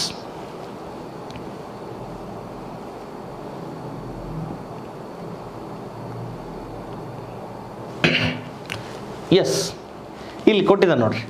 ಈಗ ಇಲ್ಲಿ 2019 ಮತ್ತು 2020ನೇ ಸಾಲಿನ ಹಣಕಾಸು ವರ್ಷದ ಕರ್ನಾಟಕ ಸರ್ಕಾರದ ಮುಂಗಡ ಪತ್ರದ ಗಾತ್ರ ಅಂತ ಪ್ರಶ್ನೆ ಕೇಳಿದ್ದಾನೆ. ಆದ್ಮೇಲೆ ಈ ಥರದ ನೇರ ಪ್ರಶ್ನೆಗಳು, ಈ ಪ್ರಶ್ನೆ ಏನು ನಮಗೆ ಮುಂದಿನ ಎಕ್ಸಾಮ್ಗಳಿಗೆ ಅನುಕೂಲ ಆಗಲ್ಲ. ಈ ಪ್ರಶ್ನೆಗೆ ಉತ್ತರ ಮುಂದೆ ಏನಾದರೂ ಕಂಡ್ಕೋಬೇಕಾಗಿತ್ತು ಅಂತಂದರೆ, ಈಗ ನಮಗೆ ರಾಜ್ಯ ಸರ್ಕಾರ 2022 ಮತ್ತು 23ನೇ ಸಾಲಿನ ಬಜೆಟ್ನ ಗಾತ್ರವನ್ನು ನಮ್ಮ ಮುಂದೆ ತಂದಿಡುತ್ತೆ. ಆ ಬಜೆಟ್ನ ಗಾತ್ರ ತಂದಿಟ್ಟಾಗ ಇಲ್ಲಿ ಏನು ಗಾತ್ರ ಇರುತ್ತೆ ಅನ್ನೋದನ್ನು ಗಮನದಲ್ಲಿಟ್ಕೊಳ್ಳಿ. ಬಹುಶಃ ಅದು ಕೂಡ ನಿಮಗೆ ಮುಂದೆ ಪ್ರಶ್ನೆ ಆಗೋ ಸಾಧ್ಯತೆ ಇರ್ತದೆ. ಯಾಕೆ ಈ ಪ್ರಶ್ನೆಯನ್ನು ನಾನು ನಿಮ್ಮ ಮುಂದೆ ಇಲ್ಲಿ ಪ್ರಚಾರ ಮಾಡ್ತಾ ಇದ್ದೇನೆ ಮತ್ತು ಪರಿಚಯಿಸ್ತಾ ಇದ್ದೇನೆ ಅಂದರೆ, ಈ ವಿಷಯ ಬಜೆಟ್ನ ಮೂಲಕ ಹೇಗೆಲ್ಲ ಪ್ರಶ್ನೆಗಳನ್ನು ಕೇಳ್ತಾನೆ ಅನ್ನೋದಕ್ಕೆ ನೇರವಾದ ಪ್ರಶ್ನೆ ಇದು. ಹೀಗಾಗಿ ಆತ್ಮೇಲೆ ಬಜೆಟ್ ಬಂದ ದಿನ ಅಥವಾ ಬಜೆಟ್ನ ಹಿಂದಿನ ದಿನ ಪೇಪರ್ ಸೂಕ್ಷ್ಮವಾಗಿ ಗಮನಿಸಿ. ಅವತ್ತು ಕರ್ನಾಟಕ ಸರ್ಕಾರದ ಬಜೆಟ್ನ ಪ್ರಮುಖ ಅಂಶಗಳೆಲ್ಲವೂ ಮಾಹಿತಿ ಇರುತ್ತೆ. ಹೊಸ ಹೊಸ ಪ್ರಾಜೆಕ್ಟ್ಗಳನ್ನು ಏನು ಘೋಷಣೆ ಮಾಡಿದ್ದಾನೆ ಅವುಗಳ ಜೊತೆಗೆ ಅವುಗಳ ಗಾತ್ರ ಹೇಗಿದೆ ಅನ್ನೋದನ್ನು ಒಂದೀಟ್ ಗಮನದಲ್ಲಿ ಇಟ್ಕೊಳ್ಳೋಕ್ಕೆ ಈ ಒಂದು ಪ್ರಶ್ನೆಯನ್ನು ನಿಮ್ಮ ಮುಂದೆ ತಲುಪಿಸೋಕ್ಕೆ ಪ್ರಯತ್ನ ಮಾಡಿದ್ದಾನೆ. ಆ್ಯಕ್ಚುಲಿ ಇದು 2020 KS ಪ್ರಿಲಿಮ್ಸ್ನಲ್ಲಿ ಕೇಳಿದಂಥ ಪ್ರಶ್ನೆ. ಇದನ್ನು ಗಾತ್ರ ನೆನಪಿಟ್ಕೊಂಡ್ರೆ ಒಂದು ಕ್ವಶನ್ಗೆ 2 ಅಂಕಗಳು ಸುಲಭವಾಗಿ ನಾವು ಗಳಿಸ್ಕೊಳ್ಳಿಕ್ಕೆ ಸಾಧ್ಯ ಆಗ್ತದೆ. ಆ ದೃಷ್ಟಿಕೋನದೊಳಗೆ ಇದೊಂದು ಪ್ರಶ್ನೆಯನ್ನು ಇಲ್ಲಿಟ್ಟಿದ್ದು. ಆಮೇಲೆ ಗಮನಿಸಿ, ಈ ಬಜೆಟ್ನ ಹಿಂದಿನ ದಿನ ನಮಗೆ ಆರ್ಥಿಕ ಸಮೀಕ್ಷೆ ಸಿಗುತ್ತೆ. ಬಜೆಟ್ನ ಹಿಂದಿನ ದಿನ ರಾಜ್ಯದ ಆರ್ಥಿಕ ಸಮೀಕ್ಷೆ ಸಿಗುತ್ತೆ. ಆರ್ಥಿಕ ಸಮೀಕ್ಷೆ ಇದು ಯಾವುದಕ್ಕೆ ಸಂಬಂಧಪಟ್ಟಿರ್ತದಂದರೆ, ಬಜೆಟ್ ಇದು ಮುಂಗಡ ಪತ್ರ, ಮುಂದಿನ ವರ್ಷದ ಆಯವ್ಯಯದ ಬಗ್ಗೆ ಮಾಹಿತಿ ಕೊಟ್ಟರೆ, ಸಮೀಕ್ಷೆ ಈ ಹಿಂದಿನ ವರ್ಷದ ಫಾರ್ ಎಕ್ಸಾಂಪಲ್ 2021 ಮತ್ತು 22ನೇ ಸಾಲಿನ ಆರ್ಥಿಕ ಸಾಧನೆ ಮತ್ತು ಯೋಜನೆಗಳ ಯಶಸ್ಸು ಹೇಗಿದೆ ಅನ್ನೋದ್ರ ಬಗ್ಗೆ ನಮಗೆ ಸಮೀಕ್ಷೆ ಮಾಹಿತಿಯನ್ನು ಕೊಡ್ತಿರ್ತದೆ. ನೆನ್ಪಿಟ್ಕೊಳ್ಳಿ, ನಮ್ಮ ಈ ಸ್ಟೇಟ್ ಇಂಪಾರ್ಟೆಂಟ್ ಸಬ್ಜೆಕ್ಟು ಆರ್ಥಿಕ ಸಮೀಕ್ಷೆ ಮತ್ತು ಬಜೆಟ್ಟು ಎರಡೂ ವಿಷಯಗಳನ್ನು ಕೂಡ ಒಳಗೊಂಡಿರ್ತದೆ. ನಮಗೆ ಆರ್ಥಿಕ ಸಮೀಕ್ಷೆ ಮತ್ತು ಬಜೆಟ್ ಎರಡನ್ನೂ ಒಳಗೊಂಡಿರ್ತದೆ. ಸೊ ಯಾವತ್ತು ಬಜೆಟ್ ಬರುತ್ತಲ್ಲ ಅದರ ಹಿಂದಿನ ದಿನ ಸಮೀಕ್ಷೆ ಇರುತ್ತೆ, ಅದರ ನಂತರದ ದಿನ ಬಜೆಟ್ ಇರುತ್ತೆ. ಆ ಎರಡೂ ದಿನದ ಮಾಹಿತಿಯನ್ನು ತುಂಬ ಚೆನ್ನಾಗಿ ನೀವು ಜೋಡಿಸಿಟ್ಕೊಳ್ಳಿಕ್ಕೆ ಸಾಧ್ಯ ಆಗಬೇಕು. ಅದರ ಬಗ್ಗೆ ಹೆಚ್ಚು ಚಿಂತಿತರಾಗುವಂಥ ಅಗತ್ಯ ಇಲ್ಲ. ಯಾಕಂದರೆ ಈ ಎರಡೂ ವಿಷಯಗಳನ್ನು ಇಟ್ಕೊಂಡು ಇನ್ನು ಮುಂದೆ ನಾನು ನಿಮ್ಮ ಮುಂದೆ ನಿಂತ್ಕೊಳ್ತೇನೆ. ಆರ್ಥಿಕ ಸಮೀಕ್ಷೆಯೊಳಗೆ ಏನೆಲ್ಲ ಪ್ರಶ್ನೆಗಳನ್ನು ಕೇಳಬಹುದು, ಆಮೇಲೆ ಬಜೆಟ್ನ ಪ್ರಮುಖ ಅಂಶಗಳು ಏನೆಲ್ಲ ಇರ್ತವೆ ಅನ್ನೋದನ್ನು ಈ ಸಬ್ಜೆಕ್ಟ್ ಮೂಲಕ ನಾನು ನಿಮಗೆ ತಲುಪಿಸೋದಕ್ಕೆ ಪ್ರಯತ್ನ ಮಾಡ್ತೇನೆ. ದೆನ್ ನೆಕ್ಸ್ಟ್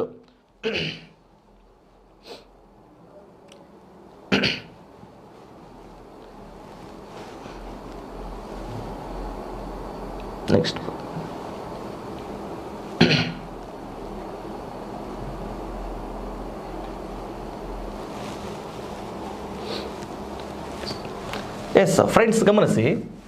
ಜೊತೆಗೆ ಈ ಸಬ್ಜೆಕ್ಟ್ ನಮಗೆ ಮತ್ತೆ ಇನ್ನು ಹೇಗೆ ಹೆಲ್ಪ್ ಆಗ್ಬೋದು ಅಂತ ಬಂದಾಗ, ಈಗ ನಮ್ಮ ಈ ಸಬ್ಜೆಕ್ಟ್ನೊಳಗೆ ಅತಿ ಮುಖ್ಯ ವಿಷಯ ಅಂತ ಬಂದಾಗ ದಟ್ ಈಸ್ ಗ್ರಾಮೀಣಾಭಿವೃದ್ಧಿ ಅಂತ ಬರ್ತದೆ.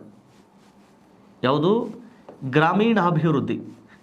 ಈ ಗ್ರಾಮೀಣಾಭಿವೃದ್ಧಿ ವಿಷಯವನ್ನು ಈ ಸಬ್ಜೆಕ್ಟ್ ಮೂಲಕ ತಿಳ್ಕೊಳ್ಳೋದ್ರಿಂದ ನಮಗೆ ಮುಂದಾಗುವಂತಹ ಅನುಕೂಲ. ಈಗ ನಾವು KS ಪ್ರಿಲಿಮ್ಸ್ದು ನೋಡಿದ್ವಿ, ಮೇನ್ಸ್ಗೆ ಸಂಬಂಧಪಟ್ಟಂಗೆ ವಿಷಯಗಳನ್ನು ಗಮನಿಸಿದ್ವಿ, PSIಗೂ ಕೂಡ ಹೇಗೆ ಹೆಲ್ಪ್ ಆಗುತ್ತೆ ಅಂತಲೂ ಕೂಡ ಗಮನಿಸಿದ್ವಿ. ಈ ವಿಷಯದೊಳಗೆ ಆರ್ಥಿಕ ಸಮೀಕ್ಷೆ ಬಿಡುಗಡೆಗೊಂಡಾಗ ಆರ್ಥಿಕ ಸಮೀಕ್ಷೆಯ 5ನೇ ಟಾಪಿಕ್ಕು ಗ್ರಾಮೀಣಾಭಿವೃದ್ಧಿ ಅಂತ ಇದೆ. 5ನೇ ಘಟಕ ಗ್ರಾಮೀಣಾಭಿವೃದ್ಧಿ ಅಂತೇಳಿ. ಈ ಗ್ರಾಮೀಣಾಭಿವೃದ್ಧಿ ನಮಗೆ ಹೇಗೆ ಇನ್ಮೇಲೆ ಹೆಲ್ಪ್ ಆಗ್ಬೋದು ಅಂದರೆ, ಆದ್ಮೇಲೆ ಇನ್ನೇನು ಕರ್ನಾಟಕ ಸರ್ಕಾರ RDPR ಡಿಪಾರ್ಟ್ಮೆಂಟ್ನಲ್ಲಿ ಹುದ್ದೆಗಳನ್ನು ತುಂಬಿಕೊಳ್ತಾ ಇದೆ. ಈಗ RDPRಗೆ ಸಂಬಂಧಪಟ್ಟಂತಹ ಹುದ್ದೆಗಳನ್ನು ತುಂಬಿಕೊಳ್ತಾ ಇದೆ. ಫಾರ್ ಎಕ್ಸಾಂಪಲ್ SDAA ಬಹುಶಃ ಆರ್ಥಿಕ ಅನುಮೋದನೆಯನ್ನು ಪಡ್ಕೊಂಡು ಬಹುಶಃ ಇಷ್ಟರಲ್ಲೇ ನೋಟಿಫಿಕೇಶನ್ ಆಗೋ ಸಾಧ್ಯತೆ ಇದೆ. SDAAಗೆ ಸಂಬಂಧಪಟ್ಟ ಹಾಗೆ, ಆನಂತರ PDOಗೆ ಸಂಬಂಧಪಟ್ಟ ಹಾಗೆ ನಿಮಗೆ ಇನ್ಮೇಲೆ ಬಹುತೇಕ ನೋಟಿಫಿಕೇಶನ್ ಆಗೋ ಸಾಧ್ಯತೆಗಳು ಹೆಚ್ಚಿದ್ದಾವೆ. ಈ ಎಕ್ಸಾಮ್ಗಳಿಗೂ ಕೂಡ ಈ ಸಬ್ಜೆಕ್ಟ್ ಹೇಗೆ ಹೆಲ್ಪ್ ಆಗ್ತದೆ? RDPR is nothing but rural development. ಆ rural development is nothing but state and central government rural development ಪ್ರೋಗ್ರಾಮ್ಸ್ಗಳೇ ಆಗಿರ್ತವೆ. ಆಲ್ಮೋಸ್ಟ್ 90% RDPR ಕ್ವಶನ್ಸ್ಗಳೇನಾಗಿರ್ತವೆ ಈ ಗ್ರಾಮೀಣ ಅಭಿವೃದ್ಧಿಗೆ ಸಂಬಂಧಪಟ್ಟಂತಹ ಯೋಜನೆಗಳಿಗೆ ಸಂಬಂಧಪಟ್ಟಿರ್ತವೆ. ಈಗ ಗ್ರಾಮೀಣ ಅಭಿವೃದ್ಧಿಗೆ ಸಂಬಂಧಪಟ್ಟಂತಹ ಯೋಜನೆಗಳು ಯಾವುದನ್ನು ದೃಷ್ಟಿಕೋನದಲ್ಲಿ ಇಟ್ಕೊಂಡು ಜಾರಿಗೆ ಬರ್ತವೆ ಅಂತ ಬಂದಾಗ ಗಮನದಲ್ಲಿಡಲಿ. ಇವೆಲ್ಲ ಯೋಜನೆಗಳು ಇವತ್ತು ಭಾರತ ಕೃಷಿ ಪ್ರಧಾನ ರಾಷ್ಟ್ರವಾಗಿದ್ದು, ಕೃಷಿಯ ಕೊಡುಗೆ, ಈ ಕೃಷಿ ಇವತ್ತು ಆರ್ಥಿಕತೆಯ ಪ್ರಾಥಮಿಕ ವಲಯಕ್ಕೆ ಸಂಬಂಧಪಟ್ಟಿದೆ. ಪ್ರಾಥಮಿಕ ವಲಯಕ್ಕೆ ಸಂಬಂಧಪಟ್ಟಿದ್ದು, ಈ ಪ್ರಾಥಮಿಕ ವಲಯದ ಕೊಡುಗೆ ಅಪ್ರಾಕ್ಸಿಮೇಟ್ 10 ರಿಂದ 12% ಮಾತ್ರ ಕೊಡುಗೆ ಇರೋದು. ಅಂದರೆ ರಾಜ್ಯದಲ್ಲಿ ಕೃಷಿ ಕ್ಷೇತ್ರ ಅತಿ ದೊಡ್ಡ ಉದ್ಯೋಗವನ್ನು ನೀಡುವ ಕ್ಷೇತ್ರ ಆಗಿದ್ದರೂ ಸಹ ಅದರ ಕೊಡುಗೆ ಕೇವಲ 10-12% ಮಾತ್ರ ಇರೋದು. ಈ 10-12% ಆದಾಯ ಅಂದರೆ ಅತಿ ಕಡಿಮೆ ಆದಾಯವನ್ನು ಹೊಂದಿರುವ ಪ್ರಾಥಮಿಕ ವಲಯವನ್ನು ಅವಲಂಬಿಸಿರುವ, ಅಂದರೆ ಮುಖ್ಯವಾಗಿ ಕೃಷಿ ಮತ್ತು ಕೃಷಿ ಪೂರಕ ಚಟುವಟಿಕೆಗಳನ್ನು ಅವಲಂಬಿಸಿರುವ ಬಹುತೇಕ ಜನ ವಾಸವಾಗಿರೋದು ಎಲ್ಲಿ ಅಂತಂದರೆ ಗ್ರಾಮೀಣ ಭಾಗದಲ್ಲಿ. ಅಂದರೆ ಒಂದು ಸ್ಪಷ್ಟ, ಕೃಷಿಯನ್ನು ಅವಲಂಬಿಸಿರೋರು ಬಹುತೇಕ ಆರ್ಥಿಕವಾಗಿ ಹಿಂದುಳಿದಿದ್ದು ಅವರು ವಾಸವಾಗಿರುವಂತಹ ಕ್ಷೇತ್ರ ಆಲ್ಮೋಸ್ಟ್ ಗ್ರಾಮೀಣ ಭಾಗದಲ್ಲಿ. ಪರಿಣಾಮ ಅವರನ್ನು ಆರ್ಥಿಕವಾಗಿ ಪುನಶ್ಚೇತನಗೊಳಿಸಬೇಕು. ಅವರ ಆರ್ಥಿಕತೆಯಲ್ಲಿ ಯಾವ ತಮ್ಮ ಮೂಲ ಸೌಕರ್ಯಗಳನ್ನು ವೃದ್ಧಿಸಿಕೊಳ್ಳಿದ್ದಕ್ಕೆ ಅವರಲ್ಲಿ ಕೊರತೆ ಇದೆಯೋ ಆ ಕೊರತೆಯನ್ನು ಗ್ರಾಮೀಣಾಭಿವೃದ್ಧಿಯ ಯೋಜನೆಗಳನ್ನು ಅಥವಾ ಗ್ರಾಮೀಣಾಭಿವೃದ್ಧಿ ಯೋಜನೆಯ ವಿಷಯ ವಸ್ತುಗಳನ್ನಾಗಿಟ್ಕೊಂಡು ಇಲ್ಲಿ ಕರ್ನಾಟಕ ಸರ್ಕಾರ ಯೋಜನೆಯನ್ನು ರೂಪಿಸುತ್ತೆ. ಫಾರ್ ಎಕ್ಸಾಂಪಲ್, ಈ ಗ್ರಾಮೀಣಾಭಿವೃದ್ಧಿ ಒಳಗೆ ಈಗ ವಸತಿಗೆ ಸಂಬಂಧಪಟ್ಟಂತಹ ಸಮಸ್ಯೆಗಳಂತ ಬಂದಾಗ ನಾ ಹೇಳ್ದೆ, ಇಲ್ಲಿ ಪ್ರಾಥಮಿಕ ವಲಯಕ್ಕೆ ಅವಲಂಬನೆ ಆಗಿರುವಂಥವ್ರ ಸಂಖ್ಯೆ ತುಂಬ ಹೆಚ್ಚಿದ್ದು ಆರ್ಥಿಕವಾಗಿ ಬಹುಶಃ ಹಿಂದುಳಿದವರಾಗಿರ್ತಾರೆ. ಅಂಥವರಲ್ಲಿ ತಮ್ಮ ವಸತಿಯನ್ನು ತಾವೇ ಕಲ್ಪಿಸಿಕೊಳ್ಳುವಂತಹ ಸಮರ್ಥರಾಗಿರೋಂಗಿಲ್ಲ. ಇಂಥವ್ರನ್ನ ದೃಷ್ಟಿಕೋನ ಇಟ್ಕೊಂಡು ಕರ್ನಾಟಕ ಸರ್ಕಾರ ಆಗಿರ್ಬೋದು ಅಥವಾ ಕೇಂದ್ರ ಸರ್ಕಾರಗಳಾಗಿರ್ಬೋದು ಈ ಮುಂಚೆ ಅಥವಾ ಇನ್ನು ಮುಂದೆ ವಸತಿಯ ಸೌಲಭ್ಯವನ್ನು ಕಲ್ಪಿಸಿಕೊಡ್ಲಿಕ್ಕೆ ಯೋಜನೆಗಳನ್ನು ರೂಪಿಸುತ್ತೆ. ಆ ಯೋಜನೆಗಳು ಯಾವ್ಯಾವಿದ್ದಾವೆ, ಆ ಯೋಜನೆಗಳಿರುವಂತಹ ವಿಷಯ ವಸ್ತು ಏನು, ಯಾರನ್ನ ದೃಷ್ಟಿಕೋನದಲ್ಲಿ ಇಟ್ಕೊಂಡಿದೆ ಅನ್ನುವ ಆಧಾರದ ಮೇಲೆ ಒಂದು ಯೋಜನೆ ರೆಡಿಯಾಗಿರ್ತದೆ. ಅವುಗಳ ಬಗ್ಗೆ ನಾವು ತಿಳ್ಕೊಳ್ಳೋದಕ್ಕೆ ಪ್ರಯತ್ನ ಮಾಡಬೇಕು. ಅವು ನಮ್ಮ ಮುಂದಿನ ಎಕ್ಸಾಮ್ಗಳಲ್ಲಿ ಪ್ರಶ್ನೆ ಆಗೋ ಸಾಧ್ಯತೆ ಇರ್ತದೆ. ಫಾರ್ ಎಕ್ಸಾಂಪಲ್, ಈಗ ಒಂದು ಯೋಜನೆ ಇದೆ. ಫಾರ್ ಎಕ್ಸಾಂಪಲ್, ಇಂದಿರಾ ಆವಾಸ್ ಯೋಜನೆ ಅಂತ ಇದೆ ಅಂತ ತಿಳ್ಕೊಳ್ಳೋಣ. ಇಂದಿರಾ ಆವಾಸ್ ಯೋಜನೆ, ಈ ಇಂದಿರಾ ಆವಾಸ್ ಯೋಜನೆ ಇವತ್ತು PMAY ಯೋಜನೆಯನ್ನಾಗಿ ಅದನ್ನು ಮರುನಾಮಕರಣಗೊಳಿಸಲಾಗಿದೆ. ಇಂದಿರಾ ಆವಾಸ್ ಯೋಜನೆಯನ್ನು ನಾವಿವತ್ತೇನು ಮಾಡಿದ್ದೇವೆ, PMAY ಯೋಜನೆ ಅಂತೇಳಿ ಮರುನಾಮಕರಣಗೊಳಿಸಿದ್ದಾವೆ. PMAY ಯೋಜನೆಯ ಅತಿ ಮುಖ್ಯ ಉದ್ದೇಶ ಆರ್ಥಿಕವಾಗಿ ಹಿಂದುಳಿದವರು ಆಗಿರ್ತಾರೆ. ಆರ್ಥಿಕವಾಗಿ ಹಿಂದುಳಿದವರು ಅಂದರೆ ಬಿಲೋ ಪಾವರ್ಟಿ ಲೈನ್, ಬಡತನ ರೇಖೆಗಿಂತ ಕೆಳಗಿರೋರು ಆಗಿರ್ತಾರೆ. ಇಲ್ಲಿ ಸರ್ಕಾರ ಇಂದಿರಾ ಆವಾಸ್ ಯೋಜನೆಯಡಿ ಫಲಾನುಭವಿಗಳನ್ನು ಆಯ್ಕೆ ಮಾಡಬೇಕಾದ್ರೆ ಅವರ ಆರ್ಥಿಕ ಮಿತಿಯನ್ನು 32,000ಕ್ಕೆ ಮಿತಿಗೊಳಿಸಲಾಗಿರ್ತದೆ. ಈ ರೀತಿ ಮಿತಿಗೊಳಿಸಿರುವಂಥವ್ರ ಆದಾಯ ಕ್ರಮ ಯಾರ್ದಿರ್ತದಲ್ವ ಅಂಥವ್ರನ್ನ ಈ ಯೋಜನೆಯ ಫಲಾನುಭವಿಗಳನ್ನಾಗಿ ಆಯ್ಕೆ ಮಾಡಿಕೊಂಡು ಅವರಿಗೆ ಯೋಜನೆಗಳನ್ನು ತಲುಪಿಸ್ತಿರ್ತದೆ. ಅಂದರೆ ಈ ಯೋಜನೆಯ ಒಂದು ಅಂಶವನ್ನು ಮಾತ್ರ ನಾನು ನಿಮ್ಮ ಮುಂದೆ ಚರ್ಚೆ ಮಾಡ್ತಾ ಇದ್ದೇನೆ. ಆದ್ಮೇಲೆ ಇವತ್ತಿನ ಬಹುತೇಕ ಈ ಸುದೀರ್ಘ ಅವಧಿಯಲ್ಲಿ ಸ್ಟೇಟ್ ಇಂಪಾರ್ಟೆಂಟ್ ವಿಷಯ ವಸ್ತು ಏನಕ್ಕೆ ಸಂಬಂಧಪಟ್ಟಿದೆ ಮತ್ತು ಮುಂಬರುವ ಎಕ್ಸಾಮ್ಗಳಲ್ಲಿ ಇದರಿಂದ ಹೇಗೆಲ್ಲ ಅನುಕೂಲ ಆಗ್ಬೋದು ಅನ್ನೋದನ್ನು ನಾನು ಪ್ರಾರಂಭಿಕವಾಗಿ ನಿಮಗೆ ತಲುಪಿಸೋದಕ್ಕೆ ಪ್ರಯತ್ನ ಮಾಡಿದ್ದೇನೆ. ಮುಂದಿನ ದಿನಮಾನಗಳಲ್ಲಿ ಈ ಯೋಜನೆಯಡಿ ಈ ವಿಷಯ ವಸ್ತುವಿನೊಳಗೆ ಪ್ರತಿ ಟಾಪಿಕನ್ನು ಇಟ್ಕೊಂಡು ಏನೆಲ್ಲ ಪ್ರಶ್ನೆಗಳನ್ನು ಕೇಳ್ಬೋದು, ಯಾವೆಲ್ಲ ಪೂರಕ ವಿಷಯ ವಸ್ತುಗಳಿದಾವೆ ಅನ್ನೋದನ್ನು ನಿಮ್ಮ ಮುಂದೆ ತಲುಪಿಸೋದಕ್ಕೆ ಪ್ರಯತ್ನ ಮಾಡ್ತಾರೆ. ಆತ್ಮೀಯ ವಿದ್ಯಾರ್ಥಿ ಮಿತ್ರರೇ ಮತ್ತು ವಿದ್ಯಾರ್ಥಿನಿ ಸಹೋದರಿಯರೇ, ಈ ಸಂತೋಷ್ ಲಾಡ್ ಫೌಂಡೇಶನ್ ಕರ್ನಾಟಕದಲ್ಲಿ ಒಂದು ಆನ್ಲೈನ್ ಶಿಕ್ಷಣದ ಮೂಲಕ ತಂತ್ರಜ್ಞಾನವನ್ನು ಎಷ್ಟು ಒಳ್ಳೆಯ ಕೆಲಸಗಳಿಗೆ ಸದುಪಯೋಗ ಪಡಿಸ್ಕೊಳ್ಬೋದು ಅನ್ನುವ ನಿಟ್ಟಿನೊಳಗೆ ಈ ಸಂತೋಷ್ ಲಾಡ್ ಫೌಂಡೇಶನ್ ತುಂಬ ಒಂದು ಉತ್ತಮವಾದಂತಹ ಹೆಜ್ಜೆಯನ್ನು ಇವತ್ತು ಕರ್ನಾಟಕದಲ್ಲಿ ಪ್ರಾರಂಭಿಸ್ತಾ ಇರುವಂಥದ್ದು. ಈ ಒಂದು ಪ್ರಯತ್ನ ಬಹುಶಃ ಕರ್ನಾಟಕಕ್ಕೆ ಅಷ್ಟೇ ಸೀಮಿತವಾಗಿರದೆ ಇನ್ನೇನು ಮುಂದೆ ದೇಶಕ್ಕೂ ಕೂಡ ಇದೊಂದು ಪಸರಿಸಲಿ. ದೇಶದ ಅಷ್ಟು ಸಮಗ್ರ ಬಡ ವಿದ್ಯಾರ್ಥಿಗಳು ತಮ್ಮ ಕನಸನ್ನು ಈ ರೀತಿಯ ವಿಷಯ ತರಗತಿಗಳನ್ನು ಉಪಯೋಗ ಪಡೆದುಕೊಳ್ಳೋದ್ರ ಮೂಲಕ ಅನುಕೂಲ ಆಗಲಿ ಅಂತೇಳಿ ಈ ಮೂಲಕ ಅಷ್ಟು ಸಮಗ್ರ ಕರ್ನಾಟಕದ ಸ್ಪರ್ಧಾ ವಿದ್ಯಾರ್ಥಿಗಳ ಪರವಾಗಿ ಸಂತೋಷ್ ಲಾಡ್ ಸರ್ಗೆ ಈ ಮೂಲಕ ಹೃತ್ಪೂರ್ವಕ ಅಭಿನಂದನೆಗಳನ್ನು ಸಲ್ಲಿಸ್ತಾ ಈ ಮೂಲಕ ಅವರ ವಿಶ್ವಾಸ ಮತ್ತು ಆತ್ಮವಿಶ್ವಾಸ ಮತ್ತಷ್ಟು ಸದೃಢಗೊಳ್ಳಲಿ ಅಂತ ಹೇಳ್ತಾ ಮುಂದಿನ ತರಗತಿಯಲ್ಲಿ ಮತ್ತೆ ನಾನು ಸ್ಟೇಟ್ ಇಂಪಾರ್ಟೆಂಟ್ ವಿಷಯ ಜೊತೆಗೆ ನಿಮ್ಮ ಮುಂದೆ ತಲುಪ್ತೇನೆ. ಅಲ್ಲಿಯವರೆಗೂ ಸುರಕ್ಷಿತವಾಗಿರಿ. ಧನ್ಯವಾದಗಳು.